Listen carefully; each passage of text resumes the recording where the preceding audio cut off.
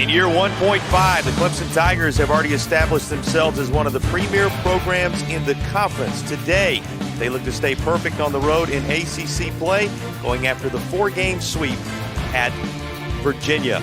Welcome to Palmer Park for our ACC Network broadcast of Sunday Conference softball action. Alongside the former UVA ace, Melanie Mitchell, Jason Patterson here. Melanie, you know, with Clemson involved, Valerie Kegel's going to be involved. She has been as advertised. Last year, she did the damage with the bat in Clemson. This year, she has set up camp in the Circle in Charlottesville.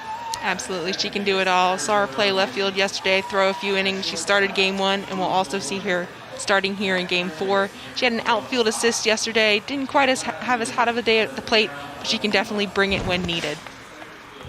Here's a look at her work in the Circle this weekend, Melanie.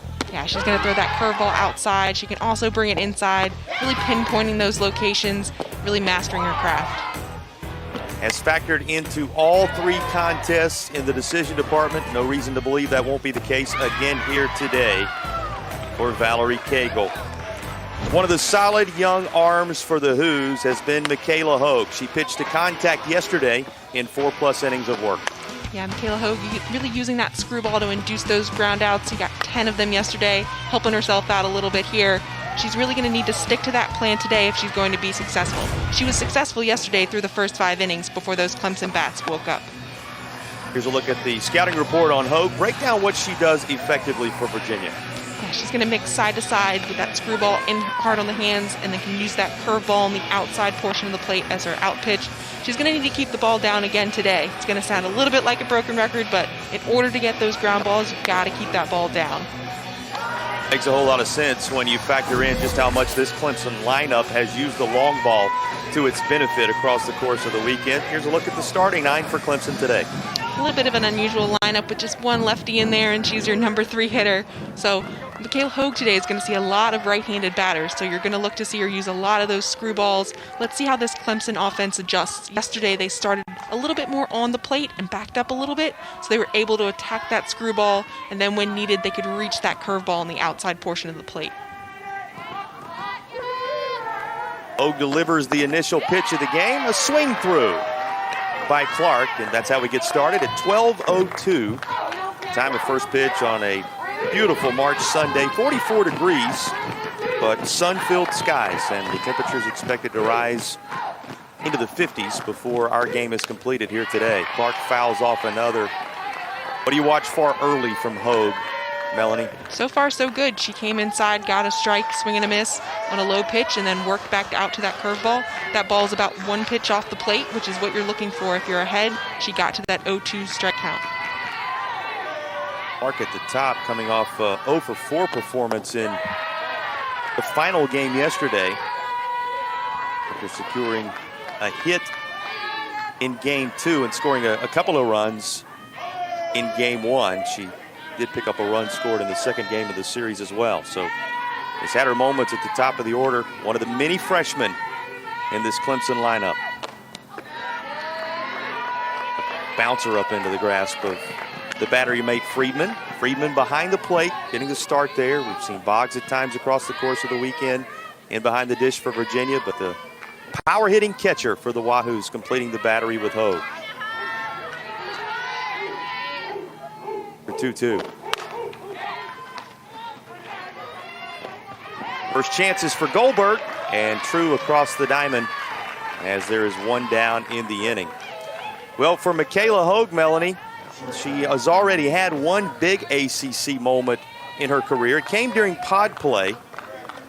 She struck out 12, which was the most by a Virginia pitcher since my esteemed broadcast partner struck out 13 against BC in 2013. You go back to that game against Pitt, that really was the snapshot of what she looks like when she's at her best. Yeah, 12 strikeout performance. That means you're getting almost 2 strikeouts per inning. It's the majority of the outs, and it's really important for a freshman pitcher to see herself be successful, see those swings and misses. She's not going to blow it by you. She's really going to need to be crafty, but to see those strikeouts, it's a great mental boost as a first-year pitcher. And again, that was 13 in 13 against BC for you, and she struck out 12 against Pitt, the most since that moment several years ago. Not that long ago, though, right, Melanie? Feels like a decade ago. It's a bouncer right side. This is going to be a diving stab to Goldberg, but she's unable to throw it, but did a nice job just getting to that, keeping it on the infield. There will be a Clemson base runner with one down. So Gilstrap able to work her way aboard, and the Tigers trying to pick up right where they left off offensively in the latter innings of the games yesterday by getting some early impact here. It's one of the things you notice. You look at the two games yesterday, Virginia able to hold this Clemson offense down all the way into the 5th and 6th innings respectively. That was after Clemson put 2 on the board in the very first inning of the series opener. Yeah, the Virginia pitchers did a really good job getting those first 2 batters out and splitting between Gilstrap and Cagle, because you really don't want a situation like this with a runner moving up to scoring position with Cagle at the bat. Exactly what happens is Gilstrap works her way down to second base and is in position for what would be the 10th RBI of the season for Cagle, should she drive it home. Commonwealth folks very familiar with Valerie Cagle. She is from just down the road in Yorktown, part of the state. Tidewater region. This is swung through as Hogue gets a strike in there on Cagle. Yeah, good curveball by Hogue, right in on the hands. Cagle swinging through.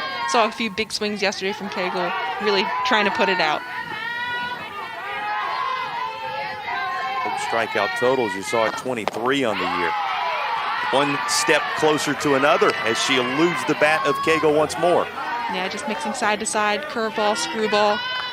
Now that she's 2-2 in the count, maybe look for something down in the dirt, maybe something off speed to get Cagle to swing and miss. 2-2, slap down to third. Here's the first chance for Fox, and she is strong across the diamond for out number 2.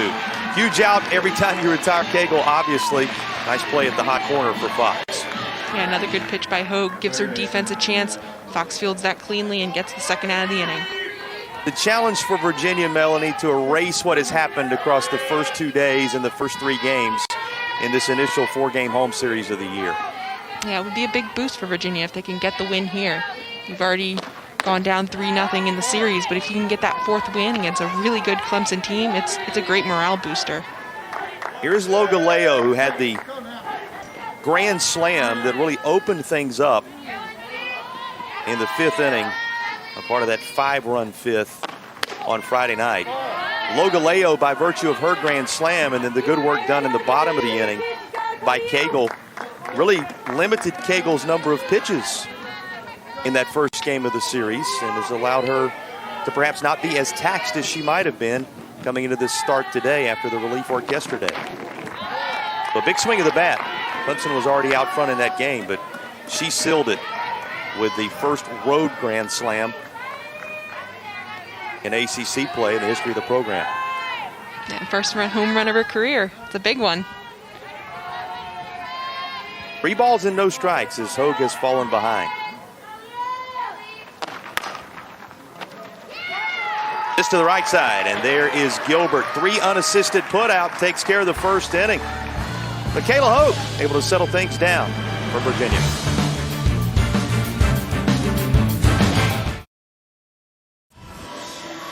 Preseason second-team All-American Valerie Cagle starting in the circle for the second time this weekend as she attempts to lead Clemson to the sweep of Virginia. Cagle bookending this series, starting game 1 and starting game 4. She's only got 7 2/3 innings pitched so far, which is a pretty light load for a Clemson pitching staff that's got so many arms to throw. But she is their ace, and she's going to look to dominate today and get the 4th win in the series. Ended up throwing right at 74 pitches in that game on Friday to get the series underway. Virginia will get things started with Goldberg, Avila, and Gilbert at the top of the order. First pitch painted beautifully on the outside corner of the plate.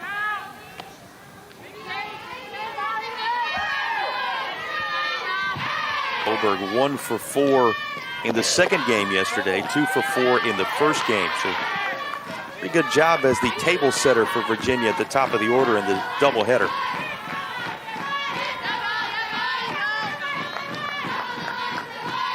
After an 0 for 3 performance on Friday night.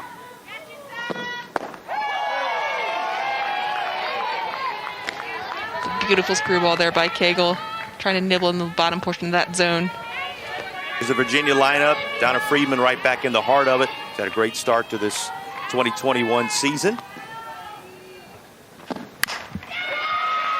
And here's a hard hit ball out to the left center field gap. That's going to one-hop the fence. And sliding into second base with a leadoff double is Goldberg. She does pick up right where she left off yesterday. Now has her 4th hit of the series. And Goldberg making some noise for Virginia as the first batter against Cagle in Game 4. Yeah, Katie Goldberg all the way in the back of the box, sees that ball all the way in. A little bit of a mistake by Cagle on the inside half. She drives it to left center field for the double. We did not see from Cagle, Melanie, even yesterday and certainly in the latter innings, the trips through the Virginia lineup on Friday, the kind of crispness maybe that we saw initially, and she at least opens up a window here in the early going for the Virginia offense, and the attempted bunt goes right on by Avila. Sometimes when you've got an outstanding pitcher like Cagle in the circle, important to get to her early when you have her on the ropes. Right, and it's the first inning, so maybe she's just trying to settle in a little bit. It's been a long weekend. She's been in the field, she's been hitting, she's been pitching. She's going to eventually find her rhythm, but she's finding herself in a little bit of a situation right here. No outs, runner on second. This dribble just foul through almost 30 pitches in the nightcap of the doubleheader yesterday, and through 11 against the 3 batters that she faced in that second game after, as I mentioned before, 74 pitches delivered when she went the distance, but only needed to go 5 to go the distance thanks to Clemson's offense on Friday. Yeah, 74 pitches is a great total to conserve your energy as a pitcher. Absolutely. Just over 100 pitches for the weekend. You make a great point there. A lot less than you would have thought coming into this 4-game series. Stabbed at third. There's Logaleo. We know what she can do offensively, as we've seen this weekend. Shows her defensive skills here as well.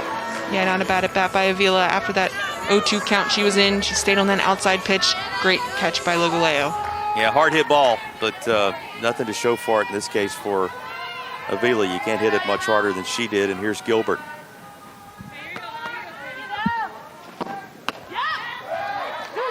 Gilbert takes a strike. That seems to be the pitch that Cagle's comfortable with to start these at-bats, at least through the first handful of hitters. She's really trying to work the ball down low. It's supposed to be a point of emphasis this year for NCAA softball. Umpires calling that low portion of the zone. She's really trying to work it down there to get some ground ball outs. Well, this goes well high. Just a little late on that release on that rise ball. And that 0-1 count, she's trying to just get to 0-2. Just a little late on that release. You have to give Hyatt plenty of credit for hopping up there and being able to grab that, keeping Goldberg stationed at second base. Virginia, with 1 down in the inning, trying to make use of Goldberg's leadoff double. This one will trickle away. And Goldberg will work her way over to third. So now the first run of the game for Virginia, 60 feet away. Yeah, JoJo Hyatt just squeezed her glove a little bit too quickly on that pitch, really trying to frame it. Just got the mitt too closed, and it just rolled away a little bit. After she had to climb the ladder on the pitch prior. Made a great play to keep it in front of, at that point. 1-2 fouled back against the padding behind home plate. Clemson program that placed themselves out front 4-0 in the opener, but then ended up playing from behind in both of the games yesterday. They find themselves in a bit of an early hole if Gilbert can cash in, and Gilbert slaps this third base side, but that's going to land foul. Great job by Gilbert taking that pitch up in the zone, just wasting it away. She's going to be looking down to potentially get something in the air if she can to the outfield, but also a ground ball through the middle would really help her team as well.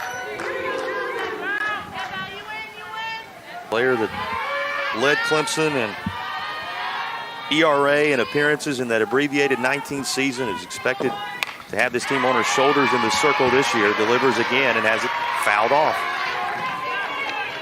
Gilbert fouling off that high inside pitch, and then that one we just saw that's low and away, really making Cagle work for this. Maybe we'll see a little off speed. Haven't seen anything yet that's like a true changeup.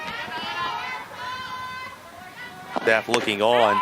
as she just misses the outside corner. Yeah, pitcher's pitch with that curveball. 1 to 2 balls off the plate. She's just looking for Gilbert to chase. Great pitch in that situation.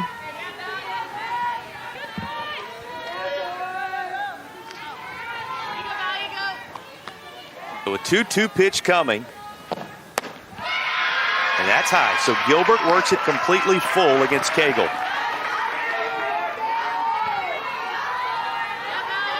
Cavaliers' earliest run in this series coming in the 4th inning, a 2-spot in the first of 2 yesterday, and then a single run in the nightcap. And here's Gilbert, fights off another delivery from Cagle as they try and score the earliest run for any of the teams on the weekend here. The bottom of the 1st inning, first time Virginia would have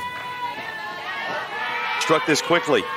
But boy, a battle going on right now between Cagle and Gilbert. Intensity on her face as she delivers a 3-2 just above the letters. And there's ball 4. What a great at bat by Gilbert. She was able to foul off high pitches, low pitches, saw 8 pitches in that at bat. So it gets Donna Friedman to the plate. Friedman, who was 1 for 3 in the second game yesterday after going 0 for 4 in the opening contest of the doubleheader. And that was after a productive Friday night for Friedman, and a nice start to the home series last weekend. Friedman takes a healthy cut, but is over the top of it for strike 1. Little change of pace from Cagle. That drop ball down in the zone. It's got a 1st and 3rd situation for Virginia. Not looking like it's going to be a bunt situation, so maybe a sac fly, maybe a hit and run with the runner on first. Cagle, who threw 13 pitches in the 1st inning of Friday's contest, delivering right at 20 already here. Shortstop will throw across, and there's a second out, but it is a productive one for Donna Friedman as Virginia will get Goldberg home from 3rd and a 1-0 Hoos lead in effect in the 1st. Way to capitalize for Virginia here. Just a little bit of a ground ball high up in the zone. Friedman gets her hands through, able to score that run. She does provide the out, but they are able to get that run. 8th RBI of the year for Donna Friedman. And Virginia drawing first blood in the finale in an attempt to avoid the sweep at the hands of the Clemson Tigers. Here's Murphy, who, like Cagle, another one of those two-way players. She's made her mark in the circle and at the dish across the course of this series. Seem to always be able to rely on Donna Friedman in a big moment. Those Hoos fans learning that she finds a way, even in this case, by making a productive out for the Wahoos. It's a little low, and Hyatt will have to gather it up. Gilbert out at second base. Virginia in a position to make it an even better inning if Murphy, the Chesapeake native, can cash in. It looks like Murphy's taking a slightly different approach for these Virginia hitters in the middle of the box. Murphy lifts this toward left. It's going to be a long run, and it's going to sneak on out of play. That adjustment to the middle lets her, as long as her hands are quick enough to get to that inside pitch like you just saw there, just a little too early, ends up being a foul ball. Murphy well behind now, and you can see up over 20 pitches in this 1st inning for Cagle, who, as we mentioned on Friday night, just threw 2 more than her jersey number. Runner moving up to 3rd, and in there safely is Gilbert. With 2 down, something by the catcher Hyatt now, and Virginia would be in a position to make it a 2-spot in the 1st. Yeah, we've had a couple pitches here where either skipped in the dirt or off the mitt. Great throw by Hyatt, but just a little too late to get Gilbert.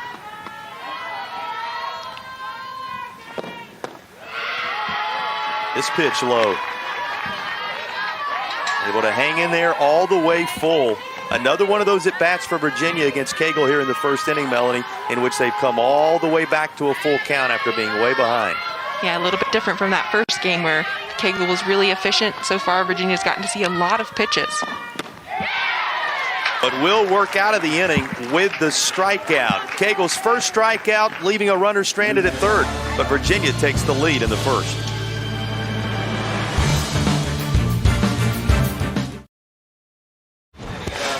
Well, one of the major weapons for the Clemson Tigers, the long ball, and they have used it extensively in this series.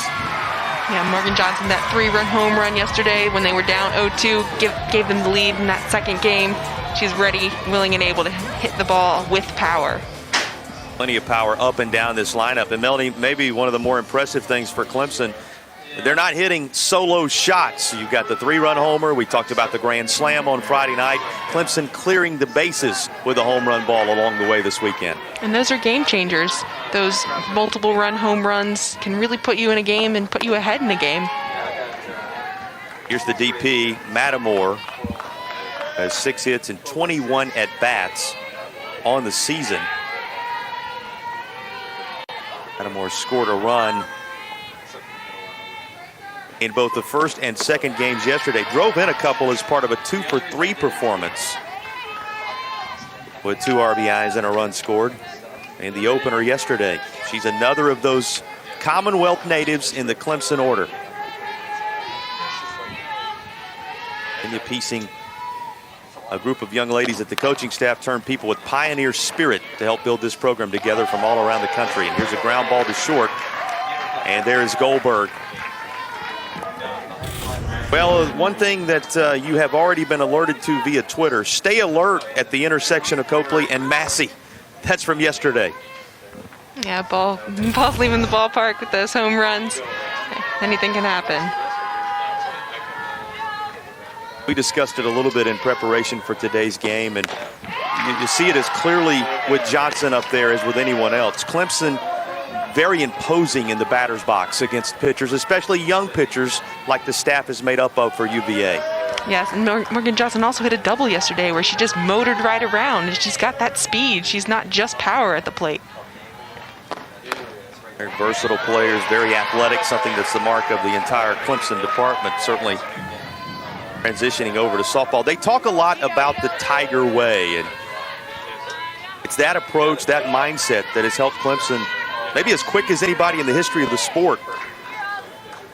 Yeah, turn their young program into a difference maker. Yeah, absolutely. Coach Rittman is so proud of this team, and he says, why not us? Just be out there and be on that championship stage from year 1, year 2. They can definitely do it with the mix of young talent that they have and the 5th and 6th year seniors that they also boast. And when you think about his background in this sport, Melanie, you almost knew when Clemson made that hire that it wasn't going to take long. And here is strike 3. How about Michaela Hogue? Now with her first strikeout of the ball game, she retires the dangerous Johnson just like this. That's a good pitch by Michaela Hogue, breaking away. She did a good job of getting ahead early, getting a swing and miss from Johnson, and then put her away at that third pitch.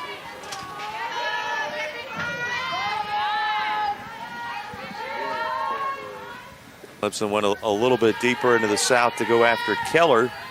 They will take her first licks of the contest. Fouls this off over toward the third base side. Virginia with a run in on a ground out off the bat of Donna Friedman. They cashed in the leadoff double from Goldberg in the bottom half of the first inning. And Clemson, as they did so well yesterday, Melanie, playing from behind once again, this time earlier than ever.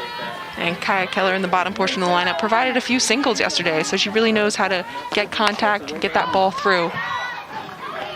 Fist this out there, but it's in the grasp of the second baseman, Ritchie. Nice and tidy and very quick inning for Michaela Hogue in the second.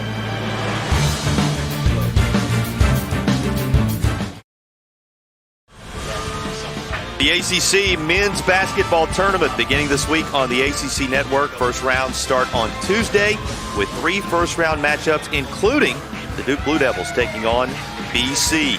Coverage continues with second round on Wednesday, and all 4 games can be found right here on the ACC Network. March Madness in full effect. And hey, there's the home of the champs, with everything being shut down before the tournament could be played a year ago.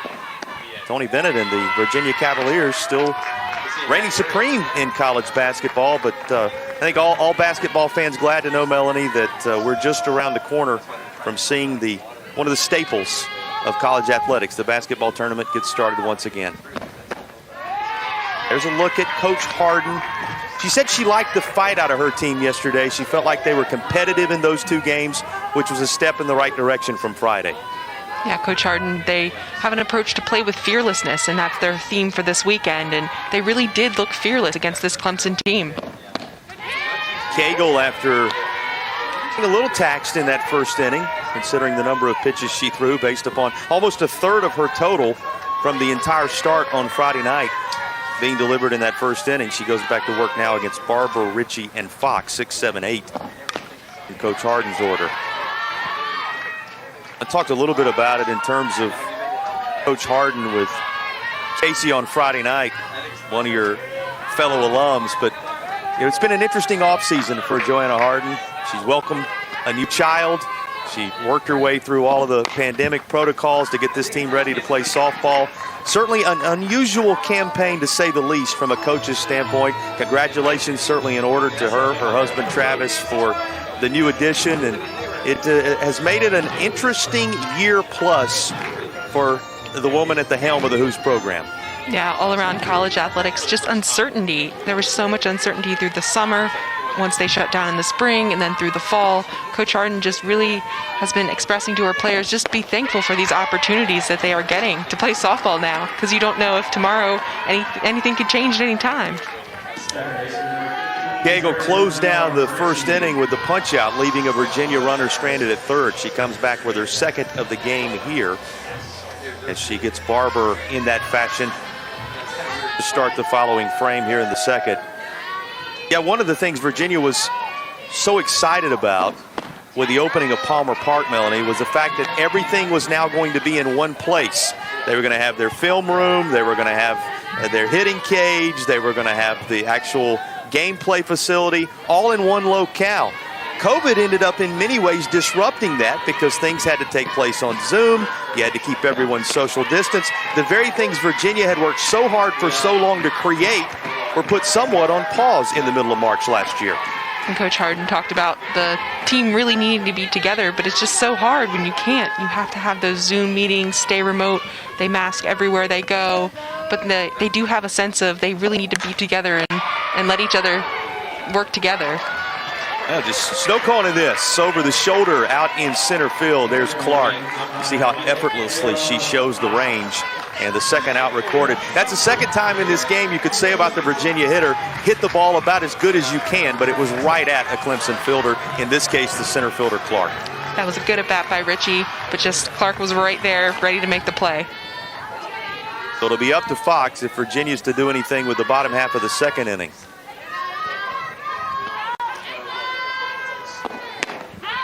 Well, we're glad to be back to softball when you talk about some of the interruptions.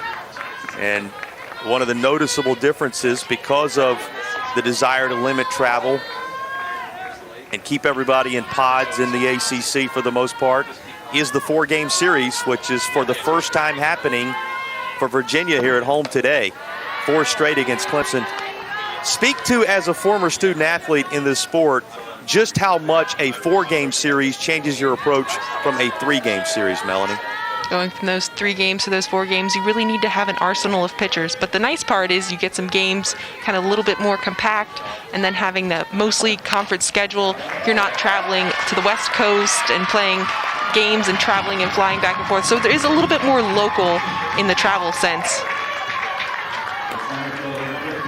A single by Fox that will take Virginia a little deeper in the lineup. Linscott will be saved in at bat here in the bottom of the second. Yeah, the 4-game series, a complete game changer in the way you have to not only line up your pitching, but you think in terms of what happens behind the dish with your catchers and the rest you have to provide your individual players. But as we said, the greatest part about it, they have found a way to work in softball, and a non-conference going to vary from club to club, but the ACC expecting to get a full season in. Here's a ground ball to third. That'll take care of business in the second. Virginia still up 1-0 after 2.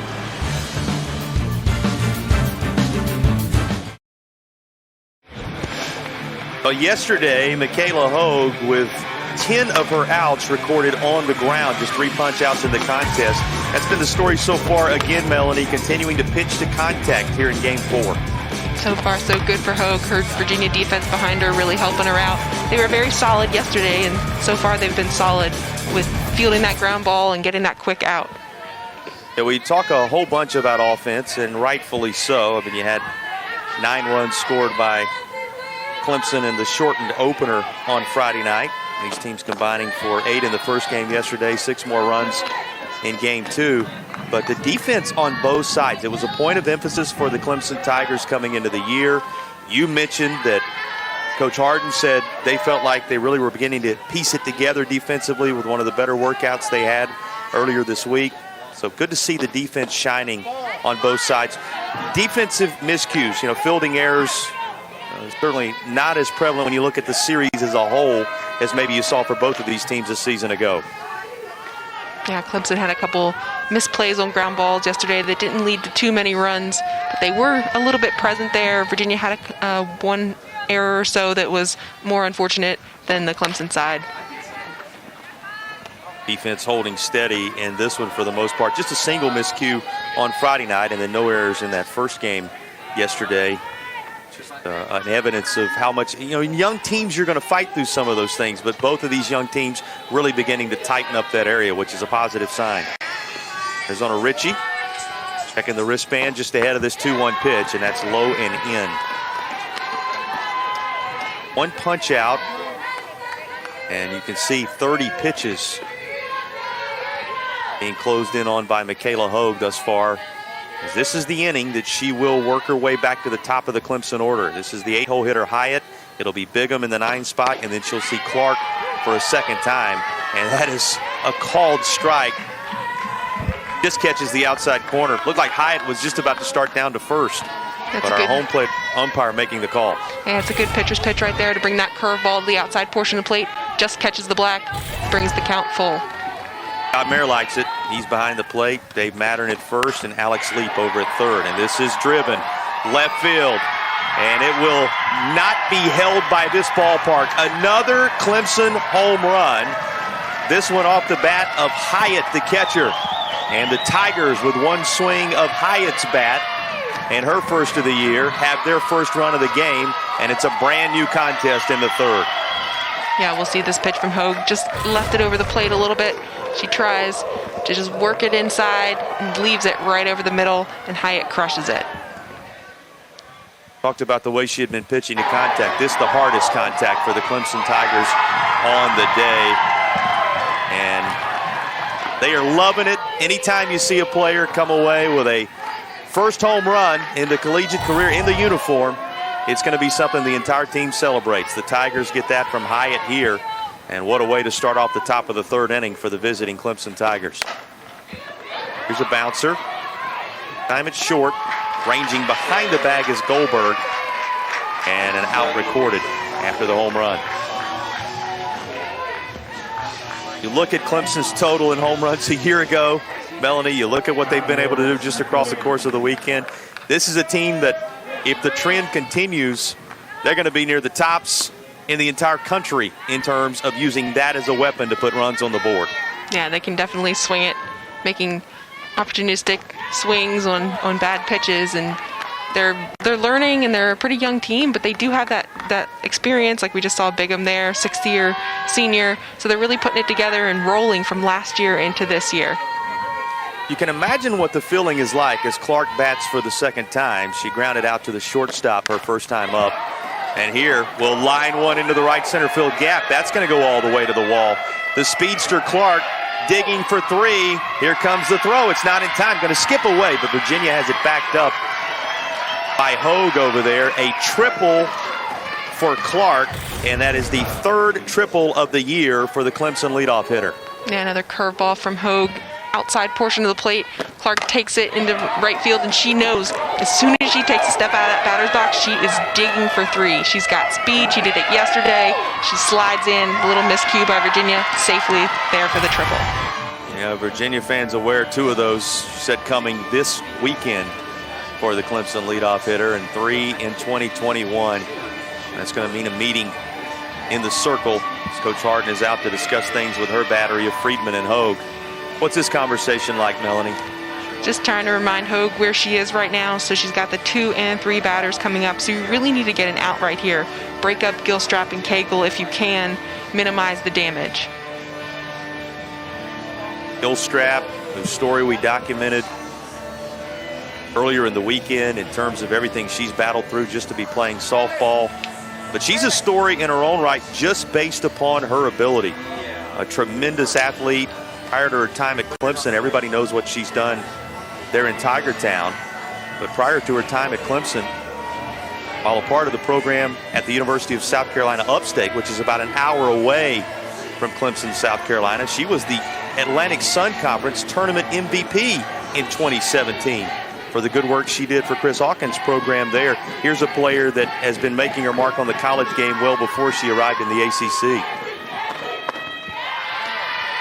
A good patient approach by Gilstrap here. She's not looking to hit a pitch that Michaela Hogue really wants her to hit. She's picking a side of the plate, trying to drive it to the outfield. She's not going to swing at anything unless she is looking for that specific pitch. Takes a pitch low. She embraced the orange. She and the Upstate Spartans almost did a little damage with one of the more famous oranges in the country. That program at USC Upstate, one of the prime mid-major type, if you want to call it that, programs in the country, emerging programs. They were sent to Auburn and Alabama year after year after winning the A-Sun pretty consistently. Then went to Tennessee, nearly won the Knoxville Regional. One game away from winning the Knoxville Regional and advancing deeper into the rounds of the NCAA tournament. So she was one of the leaders of that program over the years, a program that almost made major news in the college softball world by advancing into a deeper round of the NCAA tournament while she was there. It's remarkable what she was able to do in 2017 before even arriving on this Clemson roster. And here's a called strike after the 3-0 start from Hogue.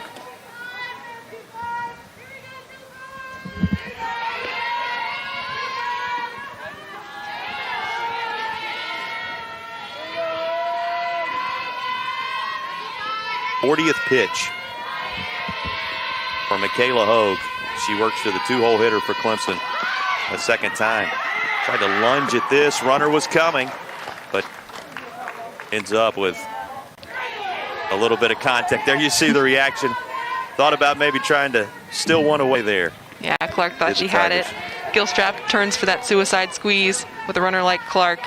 She's got so much speed. Just a foul ball there. She's just got to go back to third.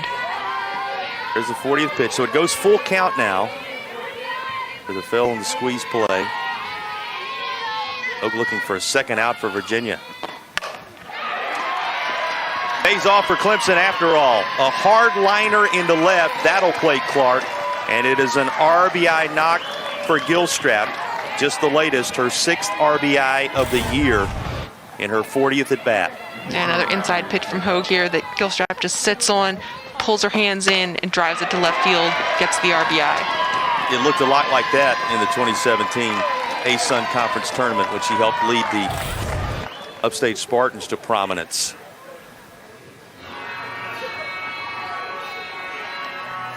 Well, we'll remind you that we will have the best of the ACC fencing championships tonight from 6 to 8 Eastern, followed by a 2-hour recap of the indoor track and field championships coming to you from Clemson, South Carolina. Plus tomorrow, it's our 2-hour best of the men's swim and dive championships from 7 to 9 Eastern. All 3 are on the ACC network and the ESPN app. An adjustment being made for Virginia here, Melanie.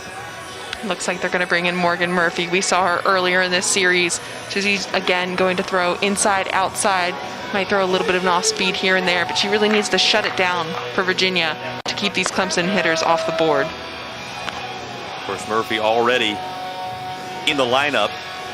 Talks about her being one of those two-way players in hitting fashion for Virginia today, but now taking over in the circle. What are your takeaways from this outing from Michaela Hogue? started off pretty well. She was getting those ground ball outs that she needed, but she just started leaving the ball over either the inside half or the outside half of the plate. She's really going to have to work towards those corners and hit the black of the plate if you're going to be successful against these Clemson hitters. Over 40 pitches delivered by the UVA freshman.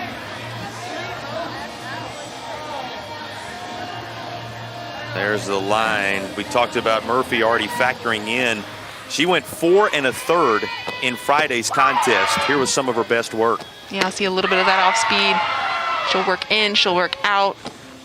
A little bit of rise ball action. She can get some strikeouts when she needs it, and it would be a really big opportunity here with Valerie Cagle at the plate if she could get a strikeout to get to number 2 for the inning. Yeah, welcome to the ball game. You're going to face the Clemson ace and one of the more powerful bats in the Tigers lineup, even if Cagle's still trying to completely to piece it together at the dish. She did have the big swing of the bat, the 2-run bomb on Friday night, did Cagle. Part of the 7 runs that were allowed of the earned variety out of the 8 that were eventually scored while Murphy was in the game. She faced 22 batters and threw 83 pitches in that game on Friday night across 4 1/3. Gilstrap takes advantage of that low ball in the dirt. She was ready to go. Gilstrap down in scoring position for Clemson. Still just 1 out in the inning. Tigers already having claimed the lead. Home run, then a triple, and a solid single to cash in Clark's triple from Gilstrap. You always watch how a pitcher is going to fare working through the order for the second time. It just takes a second time through for Clemson to get rolling here as we break down Morgan Murphy's season to this point. Yeah, we see that 1-1 win-loss record, but she's thrown a lot of innings for this Virginia team, and she's gaining some experience, and this is a really big opportunity against Cagle. Murphy out of Chesapeake. She ended up with the victory against George Washington on the 27th last weekend when she secured her very first win at Virginia uniform. 2021. Didn't see action in 2020. Redshirt campaign in that shortened season. You know, you never know coming to a season like 2020 that what you're going to deal with in March, you deal with in March, and therefore they use the redshirt in the case of Morgan Murphy.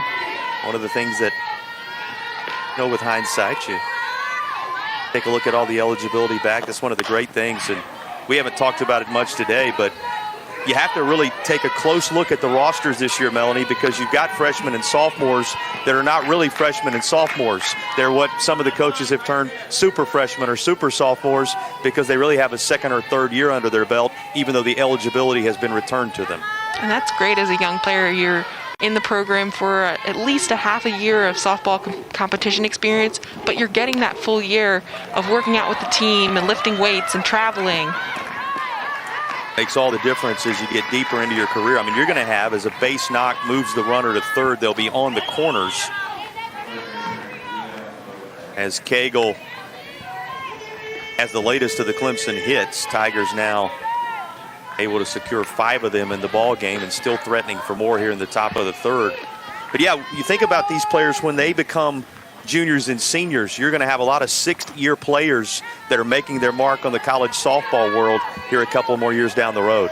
And it takes a few years to even figure out what life is like as a student athlete, and by the time you get to your typically 4th year of eligibility, you're just now figuring it out, and these girls get an extra year to plan for that and know what to do so that they can be better and grow more in the sport by the time that they are at their 3rd and 4th years of eligibility.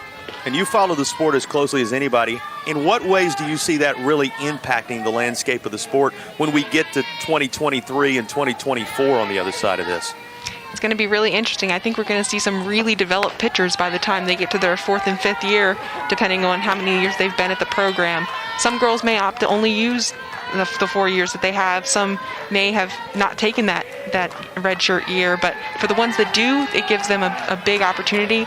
Also in the mix is the Olympic year. So softball is back in the Olympics, so you'll see pitchers like Rachel Garcia, who will have that 4th year of eligibility. Can't wait to see her in a couple more years.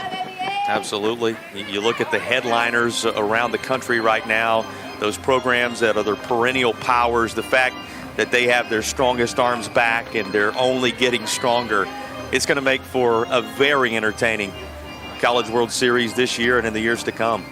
Yeah, also with these expanded rosters, it's really interesting to see pitchers develop into middle relief and closer type roles.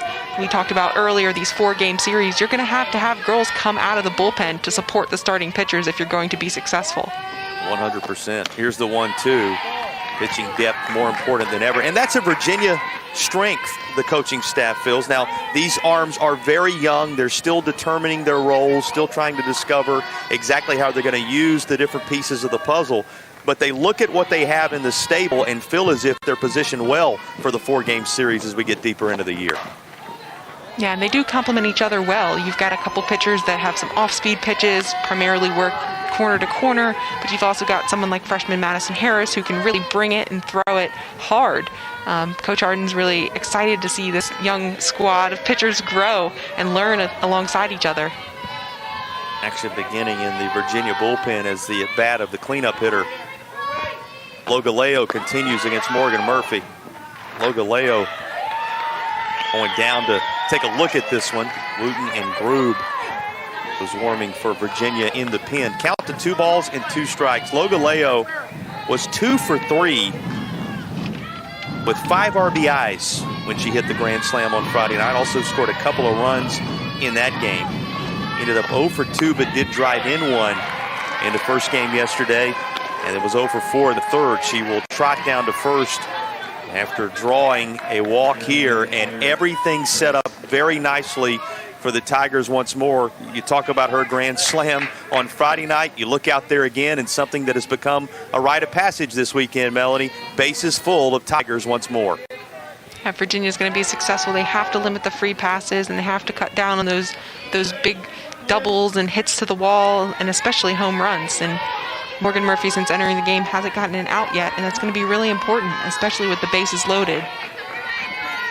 Tigers will have the DP Matamore up with the bases juiced, and she'll take a strike up in the zone. 15th pitch already for Morgan Murphy. Murphy on in relief of the starter Hogue. As we mentioned a moment ago, a couple of arms ready to roll out in that Virginia pen should they be called upon. This, the moment Clemson has been hoping for in order to try to open up this contest in the 3rd inning, and all of it with just a single out up on the board right now. Clemson has the opportunity to do so much damage here with 1 out, bases loaded. Morgan Murphy struggling a little bit, missing with her pitches. She's got to be careful not to come right over the zone. Easy to see why the junior's the DP when you take a look at those numbers. That floats right in there. Lands on the black on the outer portion. Framed beautifully by Friedman, and it's 1-2. So well ahead now is Murphy. That's a great job there. That's that same changeup she threw. They got the walk to Logaleo, but she was able to execute on that one and get the strike to get ahead. Who's backed against the wall in the top of the 3rd. And the at-bat will continue as this is spoiled down the first base side. In your defense, you know, at the ready. Fox over at 3rd, Goldberg at short, Ritchie at 2nd, Gilbert at 1st around the infield. Crawling in over at first base, a little in front of the bag is Gilbert. This bounces up there, so it's 2-2. Got a pitch to waste there, obviously, Melanie, but now with the count 2 balls and 2 strikes, this becomes a critical pitch in the at-bat of Matamore. Murphy still needs to be careful here. Really work to the edge of the zone. Maybe a ball off the plate outside. I'd be a little careful to go up. Up it is. And up in the air and over the netting behind home plate into the seats. So it stays right where it is at 2 balls, 2 strikes as you look at that rolling softball being retrieved.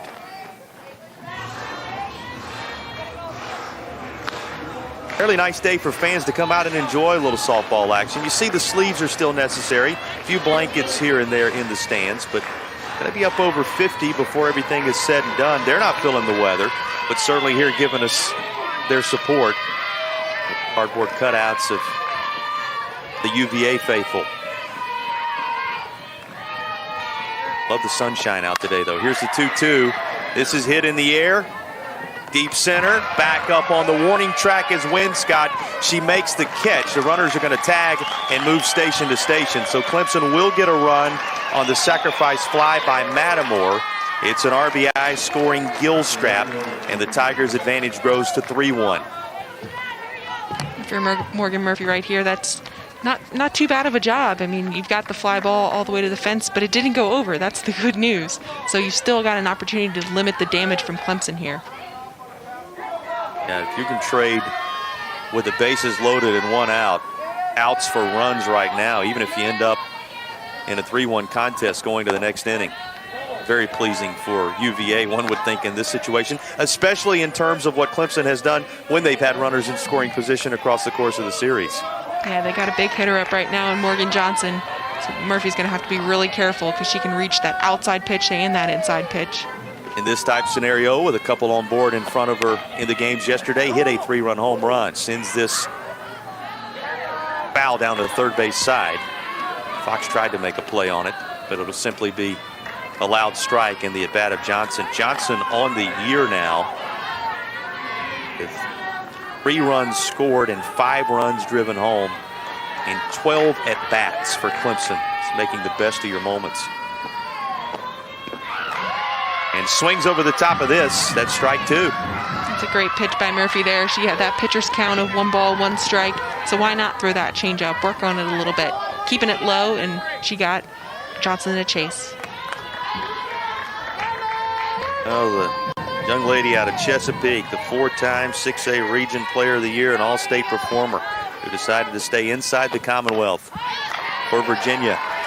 Up in a big spot for the Wahoos here in that circle, and she continues to keep Johnson off balance as it stays 1-2. Still way ahead in the count, although Clemson has Logaleo at second and Cagle at third should Johnson capitalize.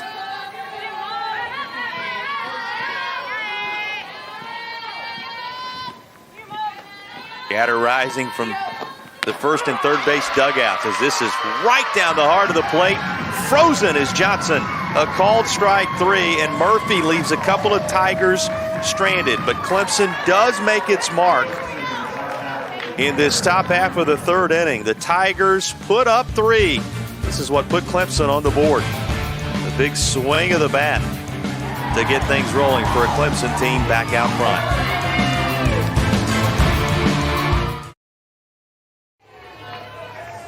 For the third consecutive game, the Clemson Tigers coming from behind to reclaim the lead on the road at UVA. This is a little earlier in the contest as we head to the bottom of the third. And Cagle, who to this point has thrown 36. There's the 37th pitch of the ballgame. She faces the Virginia top of the order for the second time. Goldberg, Avila, and Gilbert. Remember, Goldberg had that double to lead off the offensive portion of the game for UVA. And there's a strike. Lands right in the heart of the zone. What have you seen from Cagle so far, Melanie, here in the finale? She's really only made 1 mistake so far. It was that double to Goldberg, her first time at bat. She left the ball over the inside half of the plate, but she's been doing a lot better now, mixing low, hitting that outside corner with her curveball, mixing a little bit more off speed as well. It will be interesting to see the second time through the lineup if she makes any adjustments or if these Virginia hitters make adjustments in the box. The 1 run that is on the board for Virginia not charged to Cagle. It was unearned. The pass ball in the mix when Virginia was able to get the run across. It was on a ground out by Friedman that Virginia plated Goldberg's run. At the time, giving the Wahoos a 1-0 lead. Here's the 2-2 pitch. The Virginia leadoff batter. Just a little bit foul. But we've been talking a great deal about the success of this Clemson program, Melanie. What do you think it's like inside the clubhouses and the dugouts around the ACC when you have programs like Clemson and Duke that are new to the dance and all of a sudden find themselves right among the cream of the crop in the league?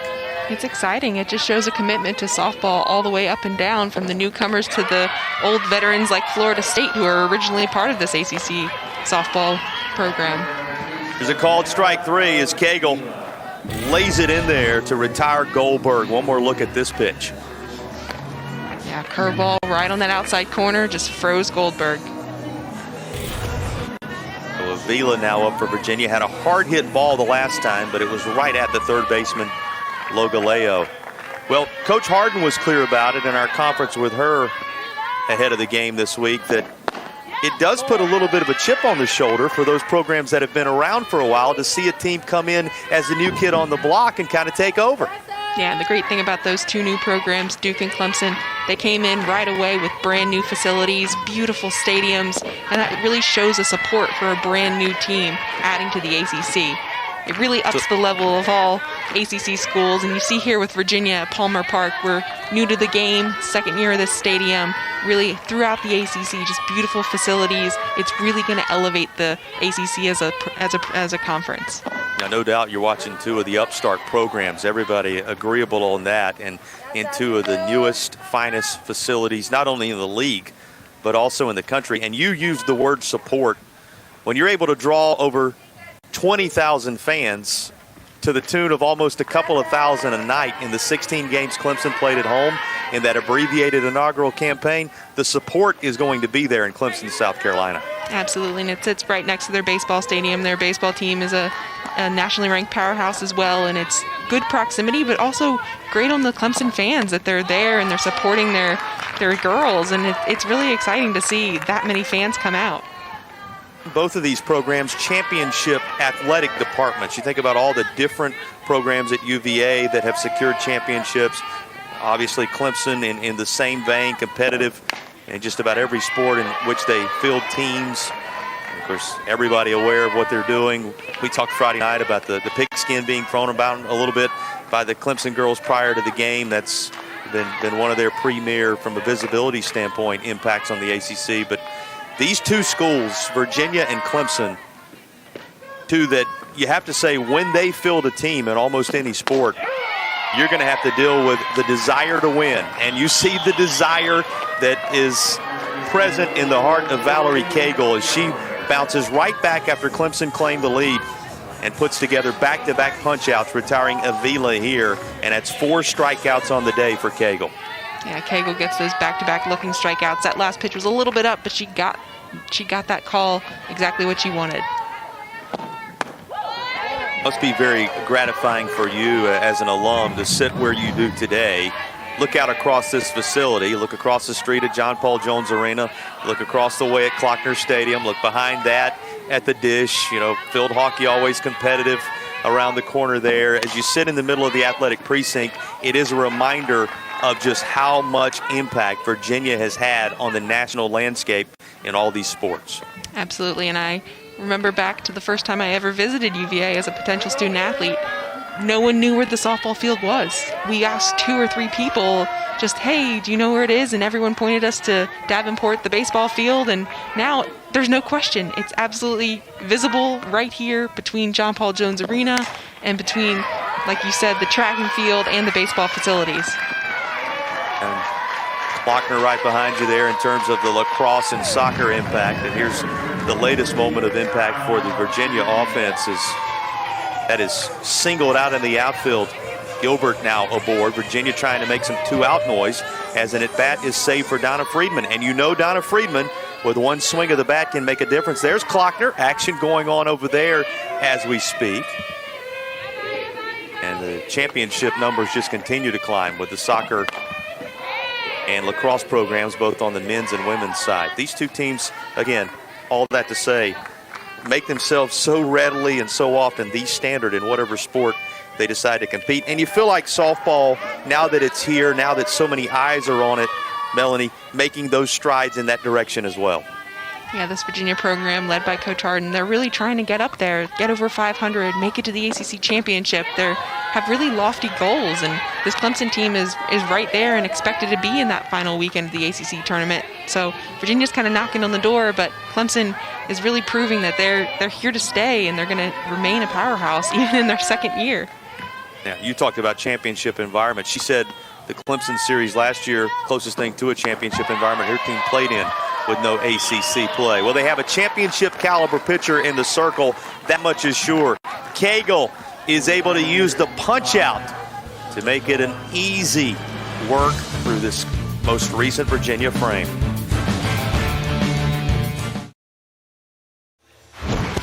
Bottom third of the Clemson order due up. It has made its mark on this game already. Here is Hyatt's home run, first career for the Tiger backstop. That's what got Clemson on the board, and it was the catalyst for what would become a 3-run third inning. Yeah, Michaela Hogue with the start, missed that pitch, full count right over the plate. Hyatt took complete advantage of that. We'll see the middle portion of this Clemson lineup here in the top of the 4th inning.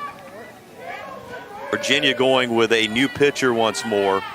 Cavaliers going to turn the softball over to Wooten in the circle. And her first pitch delivered just a little bit low. Again, she'll face Keller, Hyatt, and Bigham in the bottom portion of the order. So UVA going deep into that pitching staff here in game 4 of the series. Third pitcher taking over here in the 4th. 13.2 on the year in terms of innings worked for Virginia thus far. Has a nice start to this latest outing as she gets a ground ball to the left side, and Keller is retired. Mackenzie Wooten's going to bring a little bit of a change of pace for Virginia. Coach Harden describes her as a middle relief pitcher, but she does have some starts to the season, can close out a game if needed. She's here to get innings and keep Virginia in this game. Her numbers for this year on the screen for you. She made 15 appearances and 2 starts in the circle in that pandemic-shortened 2020 season, and earned her first win against UNC Charlotte. That was back on February 7th of 20. Went 4 2/3 in relief to pick up the win and pitched it scoreless. Out to 1-1 on a young lady who, as we just showed you, has the loudest swing of the bat for the Tigers in this game. Hyatt coming off a day yesterday in which she was a combined 0 for 4, more than made up for it a little bit ago, though she pops this out to Goldberg. Thursday, we'll have 2 great lacrosse matchups for you right here on the ACC Network and the ESPN app. The number 1 ranked North Carolina men's team, or women's team, I should say, squaring off against 15th ranked Virginia Tech at 5 Eastern. And then it's the women's team, the number 2 ranked North Carolina, taking on 9th ranked Virginia in Charlottesville. Again, get that right for you here. It's going to be the North Carolina women squaring off against 15th ranked Tech, and then it'll be number 2 North Carolina's men against Virginia right here in Charlottesville in Central Virginia. All that coming up for you. ACC Network Lacrosse on Thursday. And this one's going to bounce up into the grasp of Friedman. A couple of outs retired here, so Bigham, if she can be retired by Wooten, is going to put Mackenzie Wooten in position to have a 1-2-3 inning to really restore order after the crooked number Clemson put up 1 inning ago. What a lift that would be for Virginia, Melanie. Yeah, it'd be a great way to kind of stop the damage a little bit and keep you from that getting to the top portion of that lineup. You really want that break between the number 9 hitter and the leadoff hitter.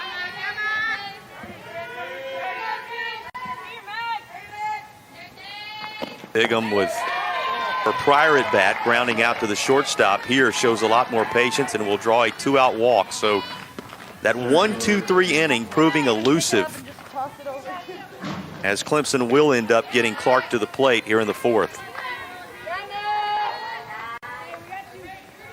Can't forget Clark right in the thick of everything Clemson did in the 3rd also. She had the triple and came around to score a run. That was after grounding out to the shortstop Goldberg to open the game.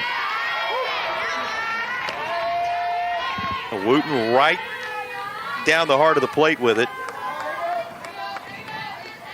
to get ahead 0-1. Clark just taking a pitch there, trying to see as many pitches as she can from Wooten. Might not have been the one she was looking for.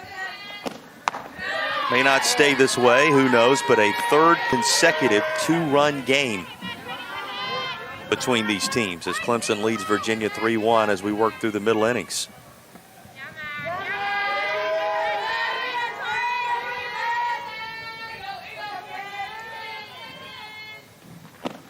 Right-hander again.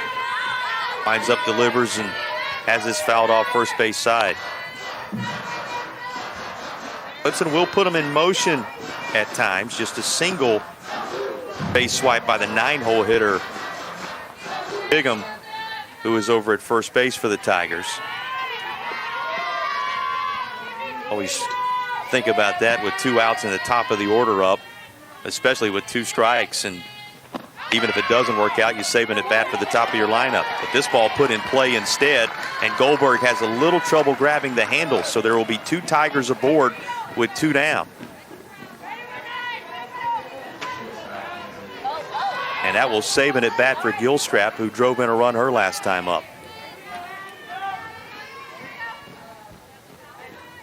After 2 quick outs by Mackenzie Wooten, a couple of Tigers reaching on a walk, followed by a ground ball on the infield.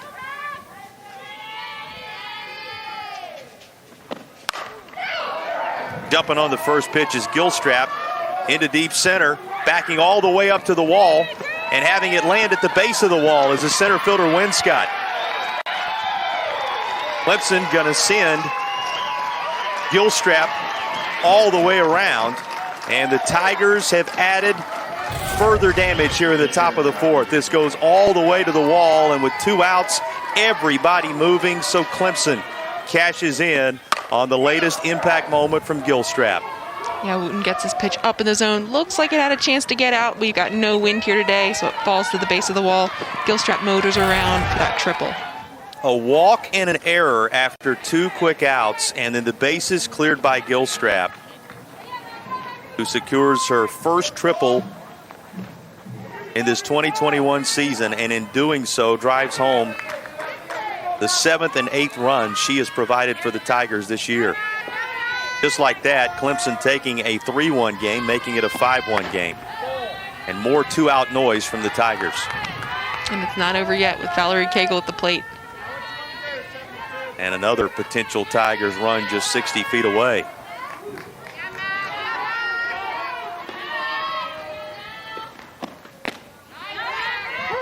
And a strike. This is such a tough part of the Clemson order. I could hear it in your voice when Bigham was at the plate, that if you did not get Bigham there and you had to roll back to the top of the Clemson lineup with Clark, Gilstrap, and Cagle waiting in the wings, it was going to completely change the complexion of the inning, and there are 2 runs on the board now to prove it. So far in this series, the 4th and 5th innings have been those turning points, and Clemson's been able to get some hits strung together, timely walks, and then some extra base hits, and they've really made the difference in the 4th and 5th innings of this series. Tigers scored 1 in the 5th in the first game yesterday, and then followed that up with a 4-run 6th frame for a 5-3 win, and then scored 3 in the 6th and 1 in the 7th for the 4-2 win in the second game of the Twin Bill yesterday. Following up that trend that you're referring to of the late Clemson offense. 3 balls and 2 strikes. The count on Cagle. Pleased with the way this lineup has performed this weekend, top to bottom. Last weekend at Georgia Tech, when they swept their first ever ACC Road Series in program history as well, for that matter. It's a Clemson team, yes, and we talked about how many of their numbers are, they come from very limited opportunities. But Clemson, having made the best of those opportunities, they can make this score stand up today, and there's every reason to believe they might. They haven't been beaten yet in the history of the program when 5 runs have been scored. They will stay perfect all time on the road in the ACC with a win. Stays 3-2. Cagle battling. You remember her last time up, singled in the 3rd inning after grounding out 2/3 in the 1st. Wooten's going to need to be really careful here. She's thrown some great screwballs, but she cannot miss on that outside half of the plate. Down to 3rd.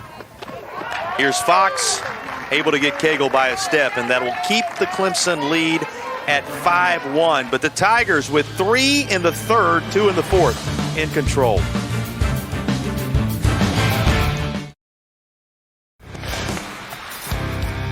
Valerie Cagle back to the circle. She struck out the side in the 3rd inning. Able to get Goldberg looking, Avila looking. And Friedman swinging with that Gilbert single sandwiched in between. Those three of what to this point in the contest have been 5 punch-outs for Valerie Cagle. And she's been effective with multiple pitches. You'll see that curveball, you'll see that drop ball, and then that screwball when she really needs it. Bouncer toward third, but foul. What a luxury it was for Clemson to get the work they needed, at least, out of Thompson, Whitfield, and Spencer yesterday, Melanie, so that she only had to start and go at great distance, if you even call it that, 5 innings in Game 1 and here again in Game 4 of the series. If Clemson gets that across these weekend series from the surrounding cast to Cagle, it's going to be tough sledding for opposing offenses, as here's the first out of the frame. And Cagle was right there when she needed them, or when they needed her. She got the save in both games of the doubleheader yesterday and only had to throw a couple innings. And even after having that first start of the series, it's pretty light load on the mound through 2 games to only throw a couple innings and get that mentally boosting save. 2 saves. I ended up throwing just right around 115 pitches in the first 3 games of the series, when conventional wisdom may have been that you were going to see her for the majority of those 3 games, and is fresh today and showing just how fresh she is with the way she's performed thus far. Everybody going to gather up just a little bit, make sure they give plenty of time to shake this off, as you see Cagle all smiles just before she delivers an 0-1 pitch in the direction of Barber. Ritchie on deck, Fox in the hole. Virginia looking for an answer to Clemson's 2-run 4th inning, and looking for an answer to the 5 consecutive runs Clemson has put up since Virginia claimed a 1-0 lead. Kind of brushed over it last inning, but this is a Clemson team, the numbers continuing to climb every time they score 5 runs. Once they get here, their pitching staff has been good enough in 1.5 years of action to make it stand up. It's right back to Cagle, and she steps and throws 2 down.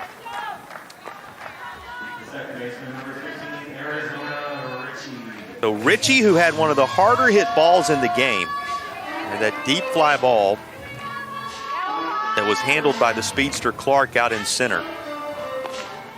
Back in inning number 2, will bat for just the 2nd time. Speaks volumes here in the bottom of the 4th as well, that Cagle is just now working herself through the bottom of the order for a 2nd time. Yeah, Cagle's been much more efficient through the 2nd, 3rd, and 4th innings so far. Got quite a few pitches in that 1st inning, but she's been kind of motoring through the 2nd, 3rd, 4th, middle inning stretch.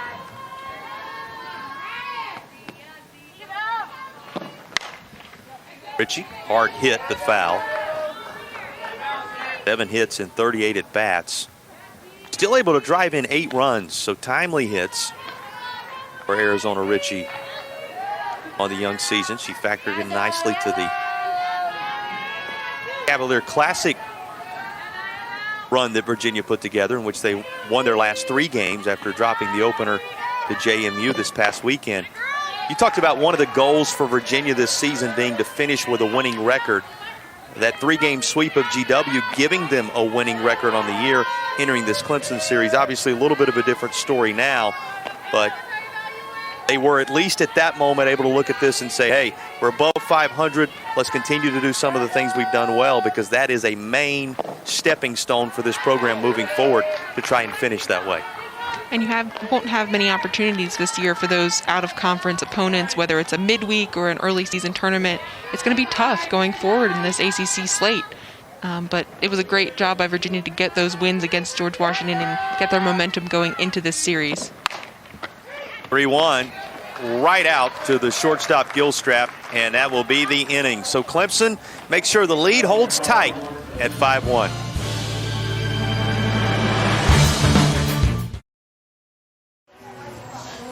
And my broadcast partner, Melanie Mitchell, she knows a lot about playing at the park on the north grounds. Stadium Virginia closed out with a no-hit walk-off winner, believe it or not. But this pristine new home for Virginia softball and the vistas surrounding it, nothing quite like it from a student-athlete's perspective here at UVA. Yeah, the old park had a great playing surface, but it just wasn't really a atmosphere conducive to having a lot of fans come out. It was far away. It's literally the furthest point away from any portion of grounds. But having the Palmer Park set up here, it's brand new. It's right in the middle of everything. It's just an exciting place to play. Casey Steffen told me that the trunk of your car was your locker in those days out at the park. Give us another window or two into exactly what it was like to play there versus what you see these modern edition of the Virginia Cavaliers getting to enjoy here. Yeah, you could really tell the contrast between when you played at home and you played on the road, where you would have, yes, you'd have a family atmosphere with some people in the crowd, but you'd go on the road and see these big-time stadiums. You'd play at places like LSU with athletics facilities, trainer facilities right there at the field. The locker rooms were nice. The visitors' locker room was nice. Just everything all in one location. And over at the park, you had to drive over there. I remember many days where I was running cleats in hand to the stadium to be early for practice, or maybe just a few minutes not as late as I'd like to be. But it's just very different. It's a different approach, and mentally it's exhausting going back and forth between your practice facility and classes and your home. It's all much more centrally located here at Palmer Park. Well, no doubt. I know you look at this and think, boy, how awesome would it be to play here. You were certainly one of the major building blocks in the history of this program to make a venue like this possible. And so many of these current Wahoos standing on your shoulders. A fourth Virginia pitcher after Hogue got to start, both Murphy and Wooten seeing some time. And now the southpaw, Claire Zurich, in the circle for Virginia. And Zurich able to get a swing through to even the count at 1 ball, 1 strike. Induced the pop-up that was secured by Friedman, so 1 out already in the inning. And now she's even 1-1 on the second batter of the frame. What do you expect to see from Zurich here, Melanie? She's really going to spin the ball. She's the only lefty pitcher on this Virginia staff, so she is a change of pace. She's going to spin it in, spin it out, floats a little bit up right there. So she's going to try to get some swings and misses on a really floaty pitch. Ahead 1-2 on Mattimore. Well, we've seen with a number of different pitchers out there, and certainly we've talked a lot about how effective Cagle has been. There's a little bit of a wrinkle in terms of what the pitchers are now being allowed to do in the rules package, which also makes you feel like you'd be happy to be out there right now. Walk the fans through some of the things pitchers can do differently this year as opposed to before. Yeah, so started last year, the rule change where you can start with your back foot off the mound, but we didn't really get to see all of that because it was a shortened season. But this year we're really going to get to see pitchers load up their legs, be a little bit more powerful, especially those big-time pitchers in the Pac-12 and the Big 12 that are really going to bring it because they can get a better base and really drive. I wish I had that going forward, where we used to have both feet on the mound, so you're towing that kind of 4-inch wide piece of rubber out there, and it's really difficult, especially for a taller pitcher, to get that wide base, and they can really drive off now with their foot starting back behind the mound. The acrobatic and the balancing piece may be eliminated a little bit from what the history of pitching in softball will be. You're going to see it right here on this most recent delivery from Zurich. Yeah, so you can't step back, but you can really start back, and you can drive out a little bit further, stride out a little bit more, get that power from your back leg driving into that front leg, maybe get a couple extra miles an hour on the ball. More velocity from some of the aces in the current landscape of college softball. That's going to make it even more thrilling as we work our way toward the World Series. Primetime bright lights of Oklahoma City. 3-2 pitch coming from Zurich to the Clemson DP, Mattimore. And it's fouled back off the bat of Mattimore. Mattimore has grounded out to short, but you'll remember she had that RBI on the sacrifice in the third. Has had an impact already here today, but that was an inning that could have been much more damaging to Virginia. Still in the thick of this thing, down 4 in the 5th. To credit the job that the combo of the 3 prior circle occupants for Virginia, Hogue, Murphy, and Wooten, have done to this point to hold down this powerful Clemson offense. Mattimore really battling here. She just fouled off that off-speed pitch, so she's seen some pitches up. She's seen the off-speed. She's all the way in the back of the box, sitting on what Zurich is going to throw. North Carolina native delivers, and this is fouled off. She's out of Cardinal Gibbons, well-known athletic powerhouse in the Cary, North Carolina area, is Zurich, the left-hander. Clemson dug out into it. As a 3-2 pitch is coming with just one down here in the fifth. Remember, on Friday night, Clemson turning the fifth into a 5-run frame. Took a game that was 4-1, similar to what we have now. And with a grand slam and a 5-run inning in full, turned it into a 5-inning shortened 9-1 victory. Important for Virginia to keep things right where they are. Count continues at 3-2. 12 pitches now having been delivered for Zurich, and the total in this at-bat continuing to climb for Mattimore. What a battle she's put together.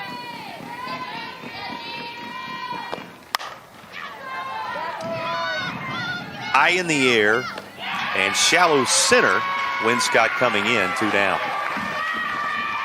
But the battle ends up won by young Claire Zurich.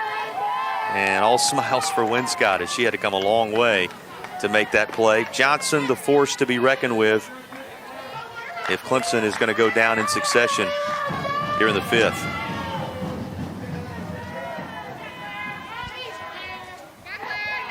Well, the fact that programs like Clemson and Duke are coming online is a reminder of just how much growth there is in the sport. When you talk about some of the changes and how many eyes are on it and where the stadiums are being located and the fact that new facilities are being built everywhere.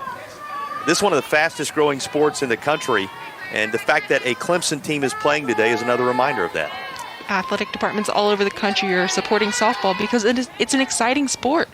So many people during the Women's College World Series in May and June, they're just like, those girls can just bring it and the hitters can hit, and just people who never have even watched softball are just so excited to see the competitive level, and schools are really embracing that, and especially in the SEC and the Pac-12, and all of these programs are just so exciting to watch, and it's got a lot of general appeal for the pace of the game. It's really quick.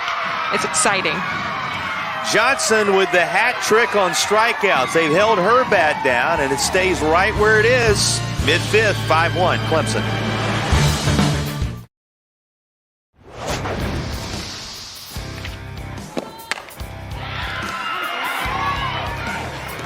Valerie Cagle limiting Virginia to just 3 hits today. Wasn't all the work she's done or the defense behind her, Melanie. It was one of her best moments as well. Yeah, she can play left field and get that outfield assist like we just saw there, but now she's starting to bring it on the mound. She had a 3rd inning where she struck out the side and has helped herself out a little bit too, fielding her position last inning. She's just rolling here through into this 5th inning. Just the 1 error on the board on either side today. We talked about how both teams had put a major emphasis on their defense. And Cagle, wherever you find her out on the softball field, the ball seems to find her, the bright moment seems to find her, and she has pieced together an outing to this point where across 65 pitches, Virginia's opportunities have been limited in a major way. 5 punch outs and just the single walk. Did give up the 1 extra base hit, and that was to the first batter she faced in the game. Here's a little dribbler, going to be taken care of by Gilstrap. 1 down. After that double by Goldberg to start Virginia's offensive portion of the contest, which was eventually cashed in for the first run of the game in the bottom of the 1st inning, she has allowed little else to the Cavaliers. Yeah, just a couple singles otherwise. Really starting to find her groove. We're getting into the 5th inning, so this may be the last inning that we see her. Maybe Clemson's going to bring in a closer for that 6th and 7th inning if this 5-1 score holds. Well, difficult, we have always talked about, to sweep a 3-game series on the road in the ACC. Clemson now a couple of innings away, if things continue to go well, behind Cagle, from sweeping a 4-game series after sweeping a series on the road at Georgia Tech in their most recent ACC play. Here's a liner into the outfield. Virginia not going to go quietly, it would seem, across the latter innings, as a 1-out runner is there. We'll have the best of the ACC Fencing Championship tonight from 6 to 8 Eastern, followed by a 2-hour recap of indoor track and field from Clemson. Plus tomorrow, it's our 2-hour best of the men's swimming and diving edition. Those championships will be aired from 7 to 9 Eastern, and all three are on the ACC network and the ESPN app. Ground ball on the first pitch. This might be a couple little trouble, though, for Gilstrap. She recovers and throws across, retires the batter Goldberg. You know what she's thinking right there, Melanie, but she does at least get the one out in a hang with them play. She really wanted that double play. Awkward little hop, but she does pick it up right away and gets that out. I know you've been very impressed with Gilstrap as a gamer, both defensively and offensively this weekend. Yeah, it's just a great story and a really unfortunate medical condition that she had, and it was over 1,000 days between games for her, between playing at UC Upstate and Clemson. And I don't know if I would have had that same passion to just get back up and go after it one more time.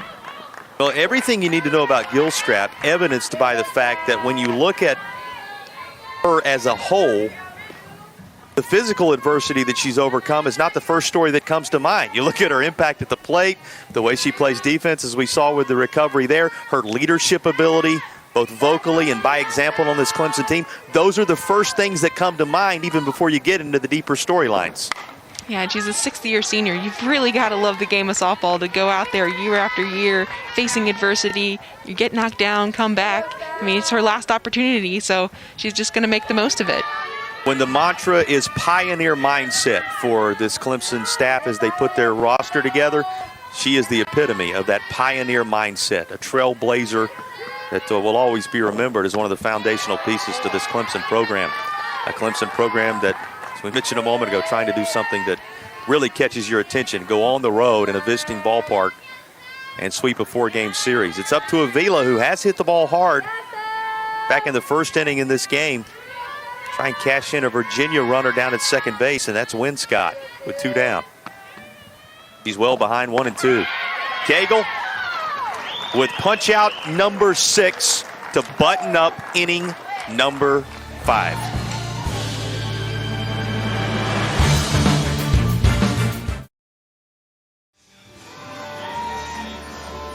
The Clemson Tigers with a 3-run third and a 2-run fourth after Virginia took the early lead. Staked once again to an advantage heading into the latter frames of this contest. Clemson a winner on Friday night, 9-1, and then 5-3 and 4-2 victories yesterday. This one has had Cagle right in the middle of it once again, and the collegiate first home run for Hyatt coming in the third, the loudest swing of the bat for the Tigers as they go back to the plate with the bottom third of the order. Keller, Hyatt, who had that big swing, and Bigham as Virginia sticks with Zurich for a second inning of work in the circle. Back here with the UVA ace, Melanie Mitchell, one of the best to ever step in the circle in ACC play, who's been along for the journey on this beautiful Sunday in Charlottesville and across the last couple of days. And you're seeing similar things from this Clemson squad across the 3 games you've been in that perch for, Melanie. Yeah, their offense really waking up in these 4th, 5th, and 6th innings, showing what they can do, whether it's a single or a big-time home run. They've been just putting those runs up on the board, not scoring as many runs as they're used to, but getting to that 5-run sort of breakthrough place where they're 27-0. It's really a good indicator of how good your offense is when you're just, and your defense, when you can score 5 runs and just win all your games when only scoring 5 runs. And yeah, 5 runs, not an extremely high total here. It's not like one of those stats where you say, well, every time we score 10, we generally come out on top. 5 runs is, that's going to give a lot of breathing room to these pitchers for Clemson if that continues to be the trend over the years, as they have been able to piece together in just a year and a half of action a program solid in all facets to this point. You can see how they already have risen to the top in the ACC. Speaking of rising, this pitch does just that and takes care of Keller as Claire Zurich has her second strikeout of the contest. Yeah, second inning on the day for Claire Zurich, spinning this rise ball up and under the bat of Kaya Keller. So here's Hyatt again. That home run for Hyatt we referenced coming all the way back in the third inning. Virginia, if you have not been with us up until now, the handful of pitchers in the circle, things starting with Hogue, who got the nod to begin things. Both Murphy and Wooten having contributed ahead of Zurich, who just picked up her second strikeout in a couple of innings there.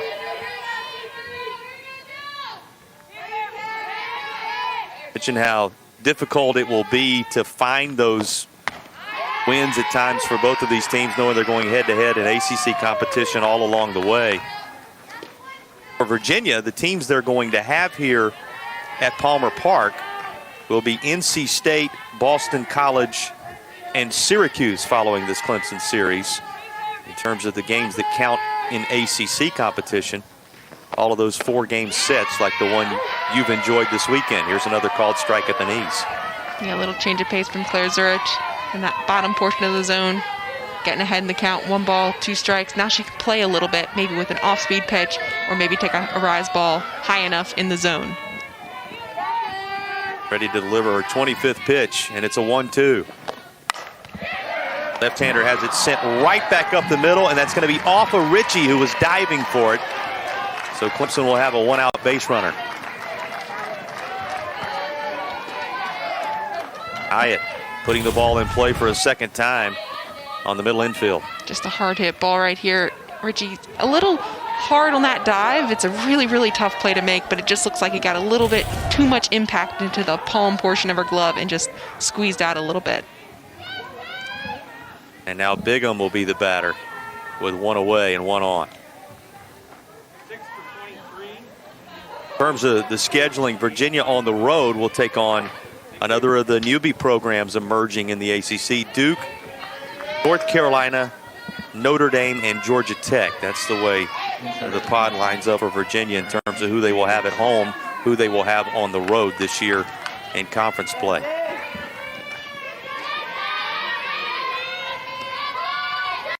So after the Hyatt single, Zurich facing the Clemson pinch hitter, and a runner moving right away as a player in scoring position for Jaden Cheek, who is now batting for the Tigers. That's Carly Shannon, the Clemson pinch runner, who is down in scoring position at second base. So a couple of changes for the Tigers in an effort to secure a 6th run in the game. Shannon out at second. And the 1-0 coming to Cheek. Little check swing and excuse me swing for Cheek. Cheek has seen some action for the Tigers, but it's been in the role that Shannon is embracing right now. More in a running role, has a stolen base and 6 runs scored on the year. Does not have an official at-bat to this point for the Tigers. Saw that changing right now, but she's well behind in the count. 0-2 to Zurich. And Zurich delivers well high. Tried to get her to chase something well up 1-2.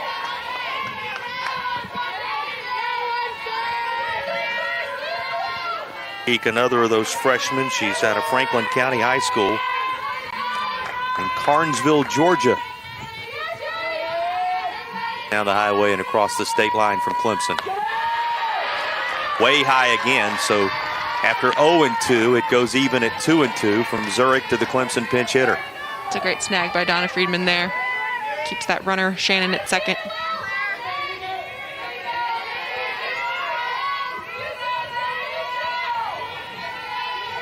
Tigers trying to get back on the board for the first time since the 2-run 4th. Builds even more breathing room with 6 defensive outs needed to secure the sweep. This is in the air. Another chance for Ritchie. She backs up on the edge of the grass and takes care of this for the 2nd out of the inning. So the pinch hitter is retired out of the 9 spot in Clemson's lineup. But you know what that means? Back to the top of the order. And Clark to stand in. Clark, who has driven home 7 runs on the year with a chance for RBI number 8 in the form of Shannon, who remains at second.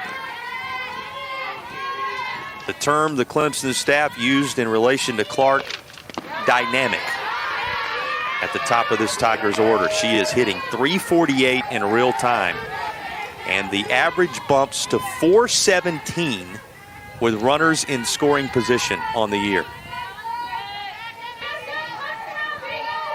Kind of numbers you hope to get from the middle portion of your order. That crew you want to have drive-in runs regularly, not necessarily the person that is the table setter at the top, but Clark has been that good when runners have been on base in front of her.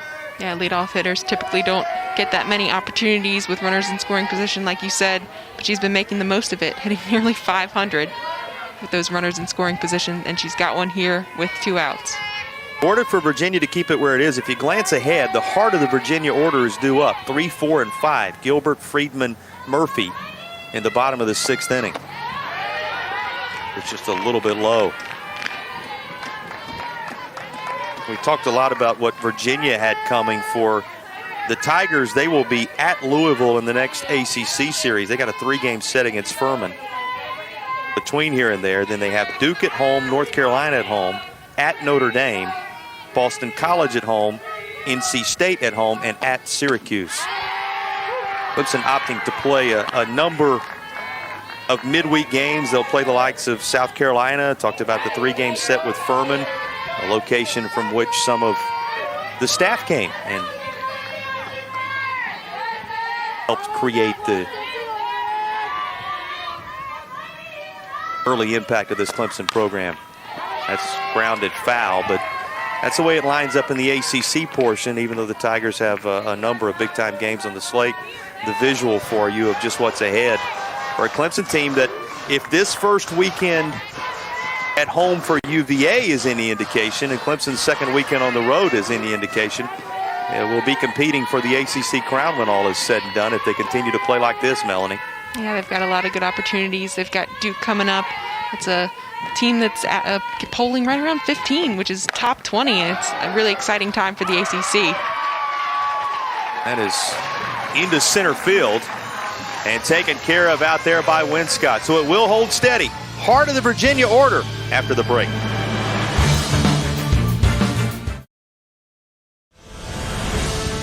The ACC men's basketball tournament begins this week on the ACC network. First round starting Tuesday with 3 first-round matchups, including the Duke Blue Devils taking on Boston College. Coverage continues with the second round on Wednesday, and all 4 games can be found on the ACC network. Before the tournament then moves over to ESPN, and you see those who have secured buys in the ACC this year. March Madness now upon us. 4th game of the series between Clemson and Virginia rolls on into the bottom of the 6th inning. Tigers leading at 5-1, jumping on the first pitch from Cagle, who remains in the circle and driving it into center field where Clark was waiting. As Gilbert 1 down quickly, and here's Friedman with 1 away. Well, Cagle still out there, still logging the innings for the Tigers, Melanie. Yeah, it looks like she's going to try to go to the distance for this one. Got no pitchers in that Clemson bullpen. Had a couple up earlier, but it looks like this is Cagle's game. Friedman against her to this point. An RBI ground out in the 1st inning and a strikeout in the 3rd. And she lifts this into right. Trying to cradle it out there is Johnson. And it ends up with a big smile on the face of the Clemson right fielder. She came in sliding, really close to making this play, but take a look. This is going to be a beautiful angle on this. She tried to snow cone it and then had it pop right out of the glove. And just a little bit too much momentum on that shoestring catch, but such a tough play to make. Almost pulled it off. So Friedman aboard once again. And now some changes being made by Coach Harden for Virginia. The Wahoos will go with a runner at first for Friedman. 28 running, 28. Everybody gathered up on that Clemson middle infield. Just a 5th hit in the game for Virginia. as it will be Boggs pinch running for Friedman over at first base.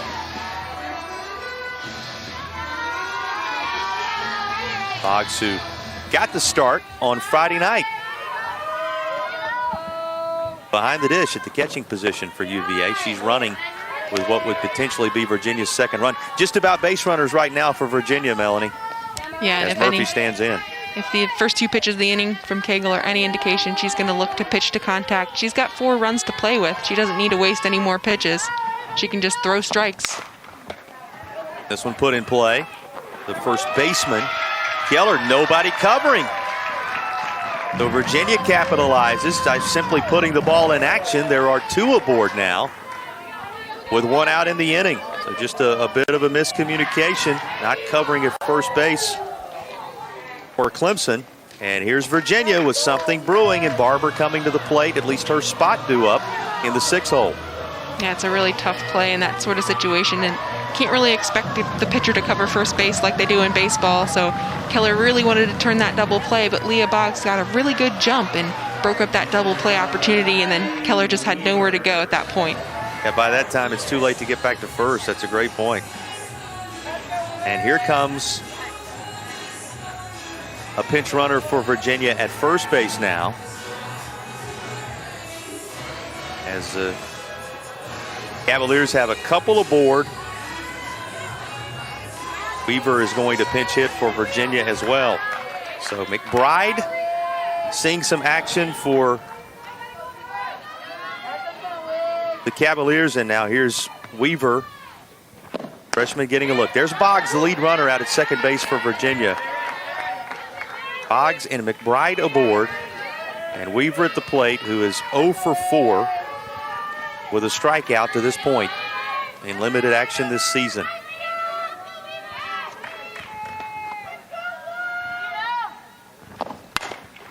Hagel being tested here in this inning, and a ground ball to second. This one goes according to plan as Bigham slings it over to first. 2 Virginia runners in scoring position now with 2 down. And after the pinch hitter Abby Weaver moved them over, it's going to be up to Arizona Ritchie. Ritchie has lined out to the shortstop, and she had that long fly ball to center that was taken care of by Clark. She is 0 for 2 today, after a 1 for 3 performance in the second game of the doubleheader yesterday,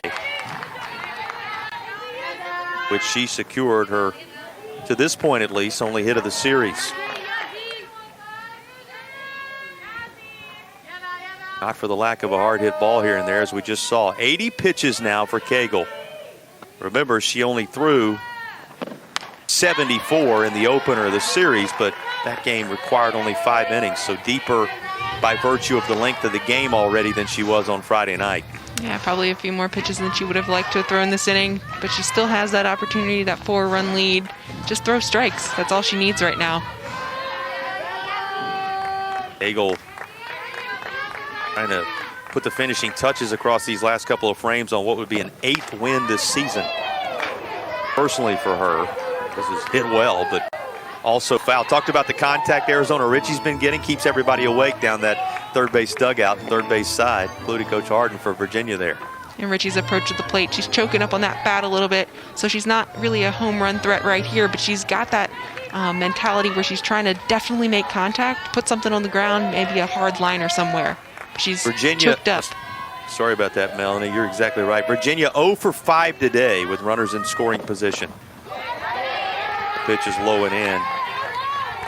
Tigers having cashed in 3 times in 9 attempts in which they've had runners out there. Virginia's still looking for that first hit. Now, granted, Virginia did get a run on a productive out from Friedman, the only run of the game, but have found it difficult to push the runs across when they've been in spots like this. 2 out there now that would make it a 2-run game. And Ritchie fouls it off. Yeah, Ritchie doing a great job of getting that pitch down in the zone, just fouling it away. She's definitely looking down. Talk about Ritchie as a clutch hitter and picking her spots. Her numbers back that up. Even though the average is sub 2 on the year right now, she's hitting up over 300 with runners in scoring position herself. So one of the players that knows how to embrace this moment. Here's the 1-2, and she fouls it off. Yeah, Richie just very locked in at the plate right now. She's all the way in the back of the box, seeing the ball as deep as possible. Seen some foul balls to the left, foul balls to the right. Gonna get a mound conference with Cagle. Richie capitalizes here. Would be RBIs number 9 and 10 for her should she send it solidly somewhere. Well, you've been a part of a lot of these conversations over the years, Melanie. Pitcher into the bottom of the 6th inning and out away from working it to the 7th. It's been a long but fruitful weekend. What can you say to Valerie Cagle right now? Yeah, I've said it before, but I'll say it again. She's got 4 runs to play with. Their coach is just saying, hey, you've got this. She's a freshman, so she's yes, been dominant out here today, but she really just needs to finish the job. Throw strikes, let her defense work behind her. Well, that was a pretty loose conversation, I'll say that, in terms of everybody's reaction. And why not? When 3 games are in the books, the series is settled. And as you just mentioned, a 4-run lead is in effect with just 4 outs needed to lock this thing down. Arizona Richie can certainly make it a little more dramatic as she stands in and fouls another off. Virginia hoping one swing of her bat to tighten things up to where it was the last 2 games. Each of the last 2 games, 2-run victories. 5-3 and then 4-2 for Clemson. Could be 5-3 if Richie can connect here on just a solid single somewhere. Here's a ground ball, and it looks as if it'll get Cagle out of the inning. It will. So Virginia now 0 for 6 with runners in scoring position, and Clemson in control, 5-1 after 6.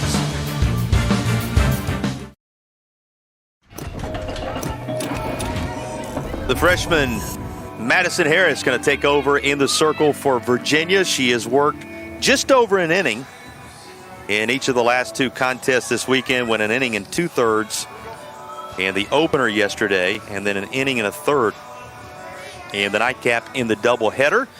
And she comes on to face Clemson's 2, 3, and 4 spots here in the top half of the 7th inning. So Gilstrap, Cagle, and Logaleo providing quite the test here as Harris gets another look, the Virginia closer on in the circle, Melanie. Yeah, it's another opportunity for her to be in a game with a little bit of pressure where she's going to have to keep keep Virginia in this game.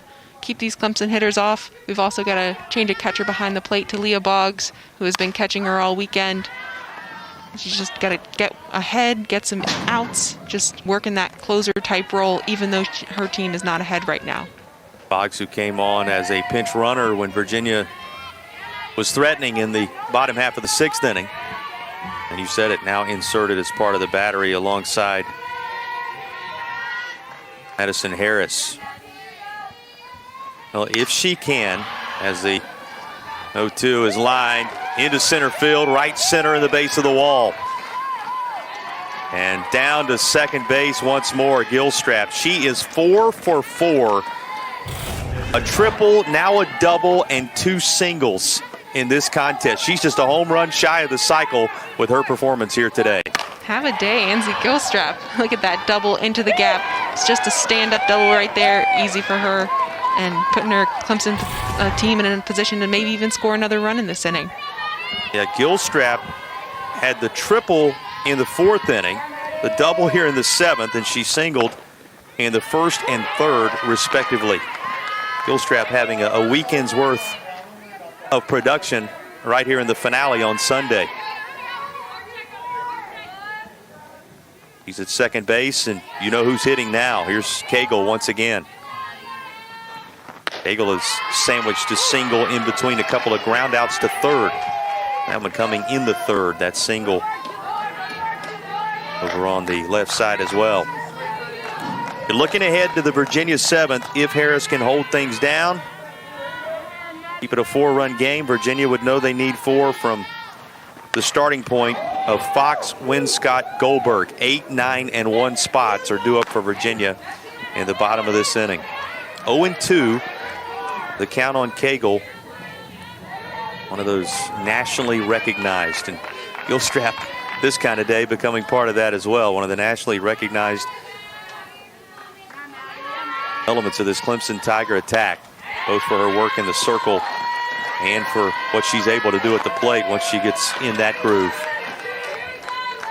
And you think about the teams nationally that everybody's keeping an eye on this year, Melanie. One thing they have in common, they have a Valerie Cagle type individual, and all of them back from the big impact in the shortened season a year ago. Here's a ground ball on the right side. It rolled up, and Ritchie was able to grab it, but Cagle quick enough to get down there and beat it out for another base runner for Clemson. Yeah, such a tough play over there. Rolls up. They tried to recover pretty quickly. It's a really tough play. Backhands it. Ritchie fields it cleanly, but just not in time to get Cagle running down the line from that left-handed batter's box. Difficult for Gilbert to get back over there. She was also trying to find the bag. Wouldn't have mattered. Enough speed out of Cagle, who, if you missed it when we've talked about it all weekend long, is a tremendous athlete alongside the pitching part of it, alongside all the hitting at the plate. Just every piece of her game, what you want it to be. That much is for sure. Clemson with a pinch runner coming in over at first base for Cagle, and Gilstrap, as you can see, having moved around to third. They are on the corners for Logaleo, who already has one of the more impressive of the swings across the course of the weekend for Clemson with a grand slam on Friday night. Howell over at first base. You can see there pinch running for the Tigers. Gilstrap at third.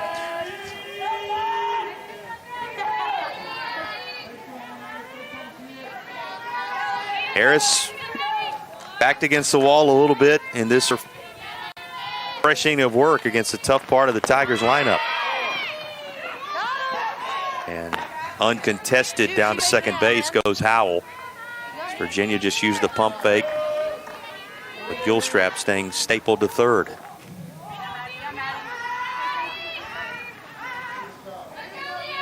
Clemson, with the highest production on the weekend, the 9 scored on Friday, has not scored more than 5 cents. But here is the squeeze coming home, and able to score the latest Clemson run is Gilstrap. They'll cash in her double, and the Tigers now lead it 6-1.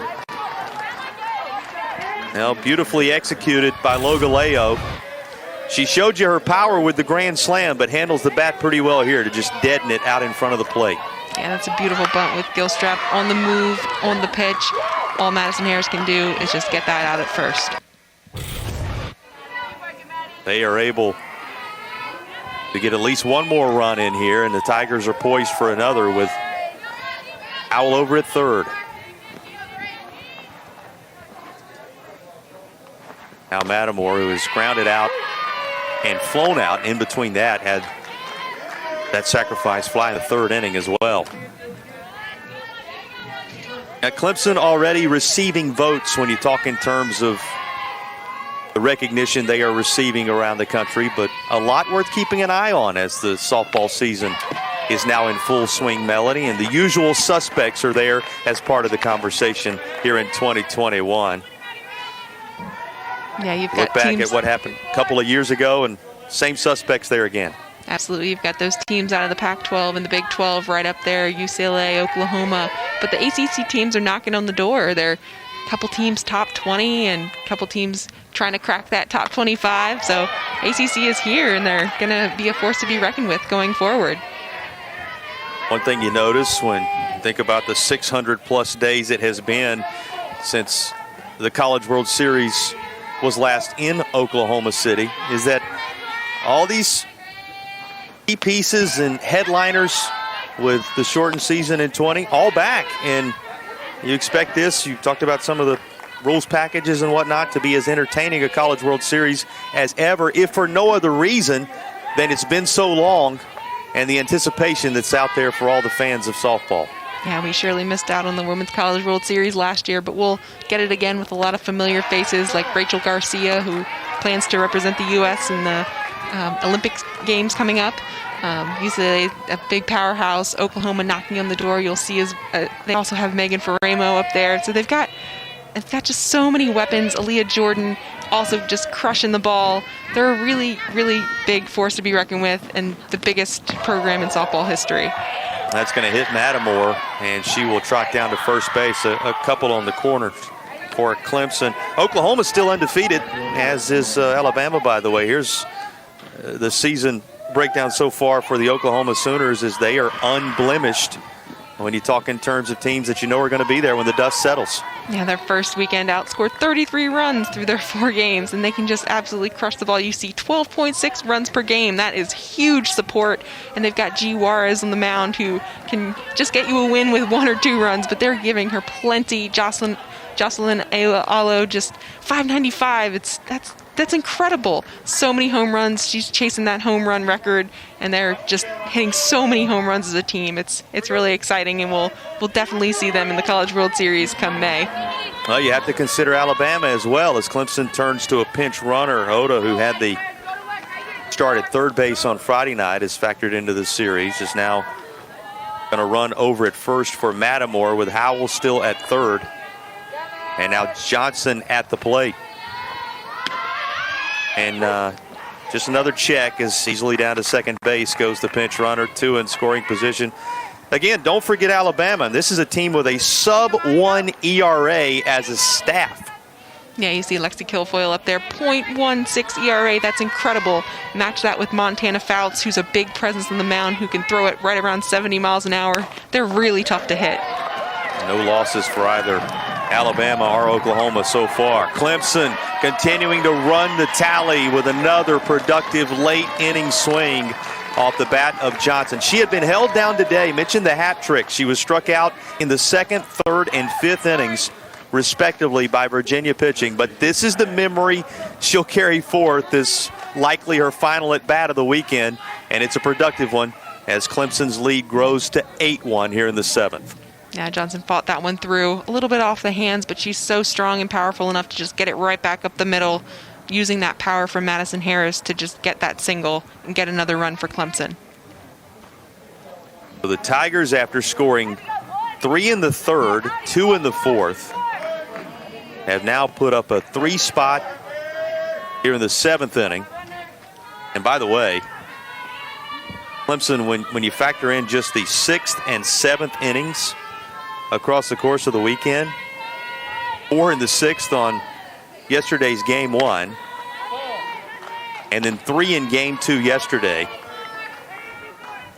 And now the 7th inning with 1 yesterday and 3 today. And it really, if you kind of take the 5th, 6th, and 7th all together, Melanie, the 5-run 5th on Friday night, these last 3 offensive innings for Clemson used to maximum potential this weekend. Yeah, it's the toughest point of the game. Once you've gotten through the lineup twice, this Clemson Tigers offense has just been able to capitalize, and they've really had an outpouring of runs in those 4th, 5th, 6th, especially later innings, and they're not done yet here today. Yeah, those are just the numbers in terms of yesterday. The 9 runs that were scored in those last 3 innings, and then you talk in terms of what took place in this 7th inning to this point, with 3, another crooked number put up by that man's squad, and maybe not done yet, as only 1 out is on the board. 8-1 game, shy of their highest run production this weekend. The meeting with Harris, who again started this inning fresh and did so as the 5th Virginia pitcher behind Hogue, Murphy, Wooten, and Zurich.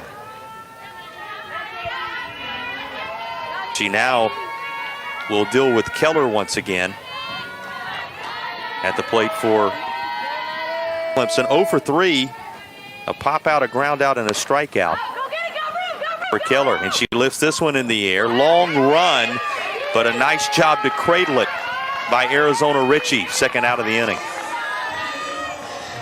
Yeah, it's a great way to get back Madison Harris after that mound visit from Coach Harden that reminded her that Johnson could be the potential winning run in a walk-off fashion, and it's really important that she got that pop-up right there. Arizona Ritchie running all the way into foul territory, doing a great job of calling off her right fielder to make that catch and get the 2nd out.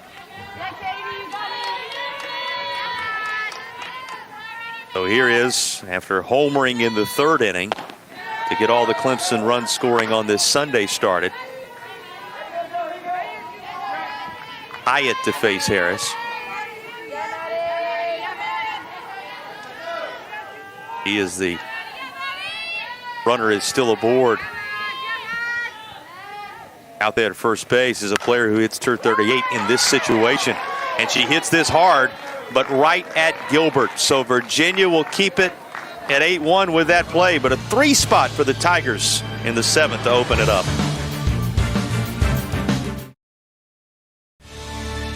Thursday, we'll have 2 great lacrosse matchups for you on the ACC Network and the ESPN app. The number 1 ranked North Carolina women square off against 15th ranked Virginia Tech. That's at 5 Eastern. Then it's the number 2 ranked North Carolina men taking on 9th ranked Virginia in Charlottesville. All coming up on the ACC Network later this week. Here is, as you might have expected, Cagle in the circle. 87 pitches having been thrown to this point. She went the distance on Friday night through 5, trying to go the distance on Sunday afternoon to really bookend the series in the circle for Clemson. As she goes to work in the 7th against Fox, Winscott, and Goldberg in the 8, 9, and 1 spots for Virginia. Yeah, it's been a long weekend for Cagle, but she's been up to it and she's delivered so far. What, in your view, has she done so effectively today? Virginia limited to just the 1 run that came in the bottom half of the first inning. Yeah, she's been really good about not missing over the middle of the plate. That 1 hit that she gave up earlier in the game to Goldberg to lead off the game, she missed over the middle of the plate, which is just very uncommon for her. She's mixing a little bit more as these later innings go on. She struck out the side in the 3rd to just really get herself going, propelling herself into the later innings, and she's looking to close it out here. A Clemson team that outscored Virginia in Tigertown last year to the tune of 28-14, even though the Friday night game was a tight 1-run game. And with offensive explosions on Friday and Sunday this weekend, even though both of yesterday's games were, as Coach Harden said, very competitive, just 2-run affairs, Clemson is in position, if the score stays where it is, to have outscored Virginia 26-7 across the course of the 4-game series this weekend. So the Tigers offense, as advertised in the 4 games in Central Virginia, to open the home schedule for Virginia and is the 2nd road slate of the year in ACC, at least, for these 2 teams. That's how it has to start. Just got to string them together one at a time if you're the Wahoos. And Fox will work her way over to first, forcing Cagle to throw some pitches. She may very well now end up over 100 pitches. It looked like she was going to stay under 100 pitches both Friday by virtue of the game being shortened and today. But Virginia making her work a little bit here in the bottom of the 7th. Yeah, she had that first inning where she got up about 30 pitches and then just cruised through the remainder of the innings. And Virginia's really trying to see more pitches here. Ground ball. This could be 2. Shuffle to second. The turn, not quite in time. The speedy Winscott able to just beat that out. So there'll be 1 down and a runner aboard. That would have helped the pitch count. But the Cavaliers' 9-hole hitter getting down the line well and just ahead of the throw. Yeah, Winscott, one of those 2 left-handed batters in the Virginia lineup, gets her just a few feet closer to first base. Might have had a chance if she was right-handed. That's a great point, Melanie. Makes all the difference to have that first step cut off. And here comes Goldberg at the top of the order. Well, it looked promising for Virginia when Goldberg doubled in the bottom of the first inning and then was eventually able to come around to score on a ground out by Donna Friedman. But that would end up being Virginia's only RBI, the only run scored for the Cavaliers in this game. And thus far, the only hit for Goldberg. She struck out looking in the 3rd and grounded out in the 5th. Valerie Cagle with another of her tremendous weekends in her Clemson career. Now just 1 out away from being brought to closure. There's Logaleo across the diamond, 2 down. Sitting on 97 pitches is Cagle as she faces Avila.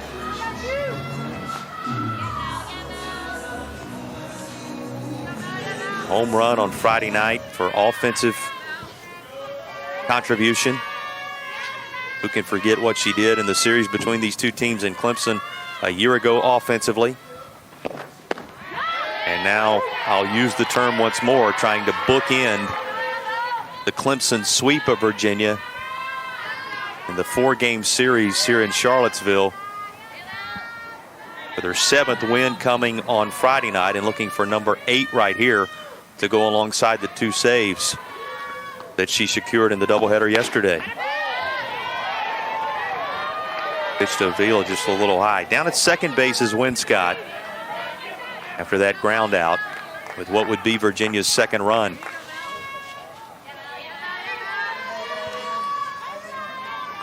And Cagle's 100th pitch is fouled off. The 100 pitches today, 74 on Friday, and if you're keeping track of all of them, 11 in game 1 yesterday, 29 in game 2. That's the weekend of work for Valerie Cagle, who is 1 strike away here from the win. And it's a little low.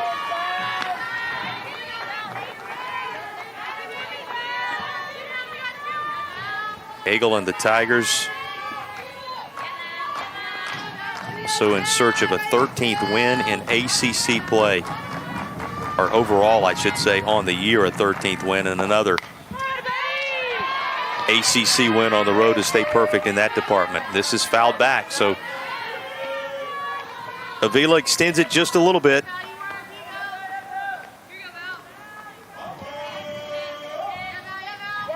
Avila, who is 0 for 3, couple of strikeouts and a line out, as Virginia's hopes resting on her shoulders to extend the game here in the 7th. Finds this off the glove of Logaleo, and she will extend the contest. Logaleo able to put the leather on it as she dove from third, but it trickles away and saves an at bat for Gilbert. Yeah, it's the 2nd time Avila today has taken that outside pitch and driven it to Logaleo over there at third. So a couple hard hit balls from Avila today. Yeah, this time it pays off as she finds a way to reach. On around to third goes Winscott. Here's Gilbert, has one of the Virginia hits in the game. It was in the 3rd inning. Also walked in the 1st. All that before lining out in inning number 6. Gilbert now hitting .353 on the year. 104 pitches. Now behind her is Valerie Cagle. Grabs a little bit of dirt before going back to work on the 1-0.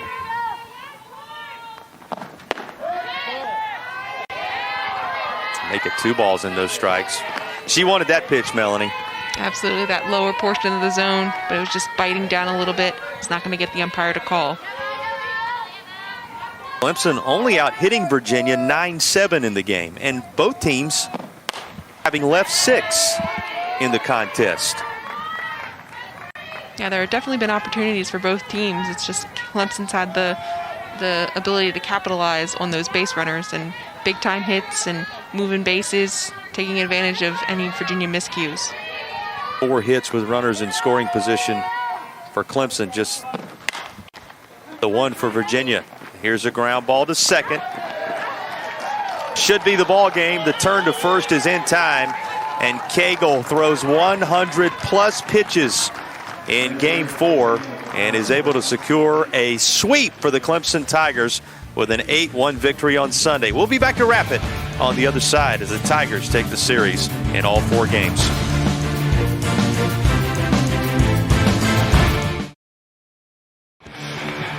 Valerie Cagle goes the distance on Friday night across 5. She does so again here on Sunday. Doesn't allow an earned run in helping Clemson sweep the series on the road at Virginia. Yeah, Cagle took all 7 today, but she just needed 5 in that first win of the series. She got both saves in the 2 games yesterday, so she is just doing it all for Clemson. Ends up with the wins in games 1 and 4. Ends up with the saves in games 2 and 3.